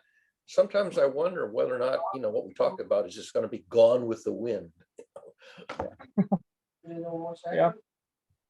But I think that's our contribution to the humanity, that we think, and we are contributing in some functional form to this planet. I hope so. I mean, if it turns out that, that 80 years on the planet and I didn't make any net contribution, that would be very sad. I'd like to think that I made at least some net contribution. That, No, Barry, you are inspiring a lot of people, I would say. no, I You hope are so. inspiring. And not misleading them, because there's also the possibility of misleading people, leading them down a dark I path think and not realizing. I would say that's your awareness, because you consider both the possibilities. And I've learned this thing from you, especially. I would say that be patient to listen to the other side of the story as well. Be patient to understand the darker side as well, because there might be something that you need to know. Because just moving away from the darker things doesn't mean that you are going to be okay. That might let you engage in some risks that you might have tackled easier if you were adamant or patient enough to understand that. Yeah, that's a frontier for me that I wrestle with. how long to stay in connection with somebody who is just never going to get out of the hole. Because there are people that I have spent ridiculous amounts of time with and they never got better. And finally, I realized this is not doing anybody any good. Yeah. And a Or lot the only way they're going to get out of the hole is if I get out of their way. exactly. Exactly. And I think that's the best thing that you can do for them is just getting out of their way Yeah. and not disturbing their matrix. I would say that. But I think most of the Western philosophy was based around this idea of egocentrism. They were really egocentric ideas, which came into, I would say, existence in Western philosophy. And then comes this guy named Socrates, who said that all I know is that I know nothing. Yeah, I'm an ignorant man, he used to say. Yeah, because I think that's the epitome of awareness that you have. Because the more you know that you don't know. Oh, yeah. And what I know is that when it comes to theory of mind and figuring out where somebody else is in their interior mental scape, I'm the first person to say I haven't a clue what's going on inside their head. A lot of people say, oh, I know what's going on inside their head. Well, great, good for you. I don't pretend to know. And every time I've attempted to construct an articulated model of where somebody is in their cognitive emotive state, I've been told I'm so far off, it's ludicrous. Yeah, it is. So I realized that whatever it is, I can't reliably figure out where somebody is. Yeah, exactly. Because there are always going to be variables that you are not even aware of. I won't say that you are not even like there are variables that exist, but you don't know. That's your lack of knowledge. Right. But there are variables that you don't even know that they exist. They're variables that That's don't have a name. They exist, but they haven't been identified, named, or defined. Exactly. And they're invisible parameters. It's like, how many parameters can a neural network have? Well, the architecture says the maximum number of parameters are all those coefficients, trillions maybe. Yeah. But you can't, if you have no place to park a coefficient in a neural network, then you have a parameter that simply, literally doesn't exist in the architecture of the system. Exactly.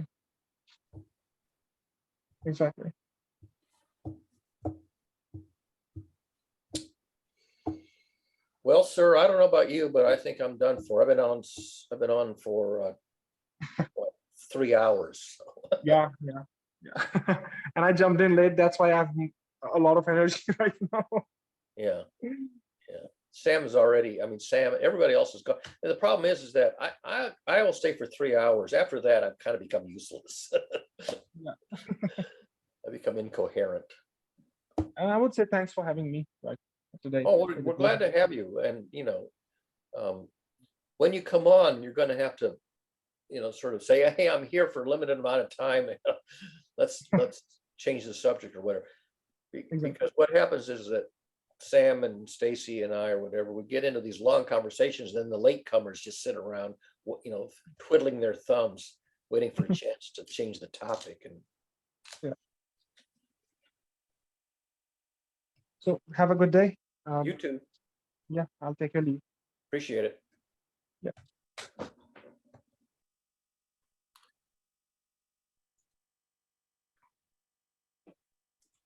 I don't know, Sam, if you're listening or not. I don't think I can end the session. I am not a host or even a co-host. So it is 2 o'clock Eastern time, which would be 11 o'clock your time, 3-hour mark. So I'll let you know it's a 3-hour mark when we quit. Close, leave meeting at 8 minutes after the 3rd hour.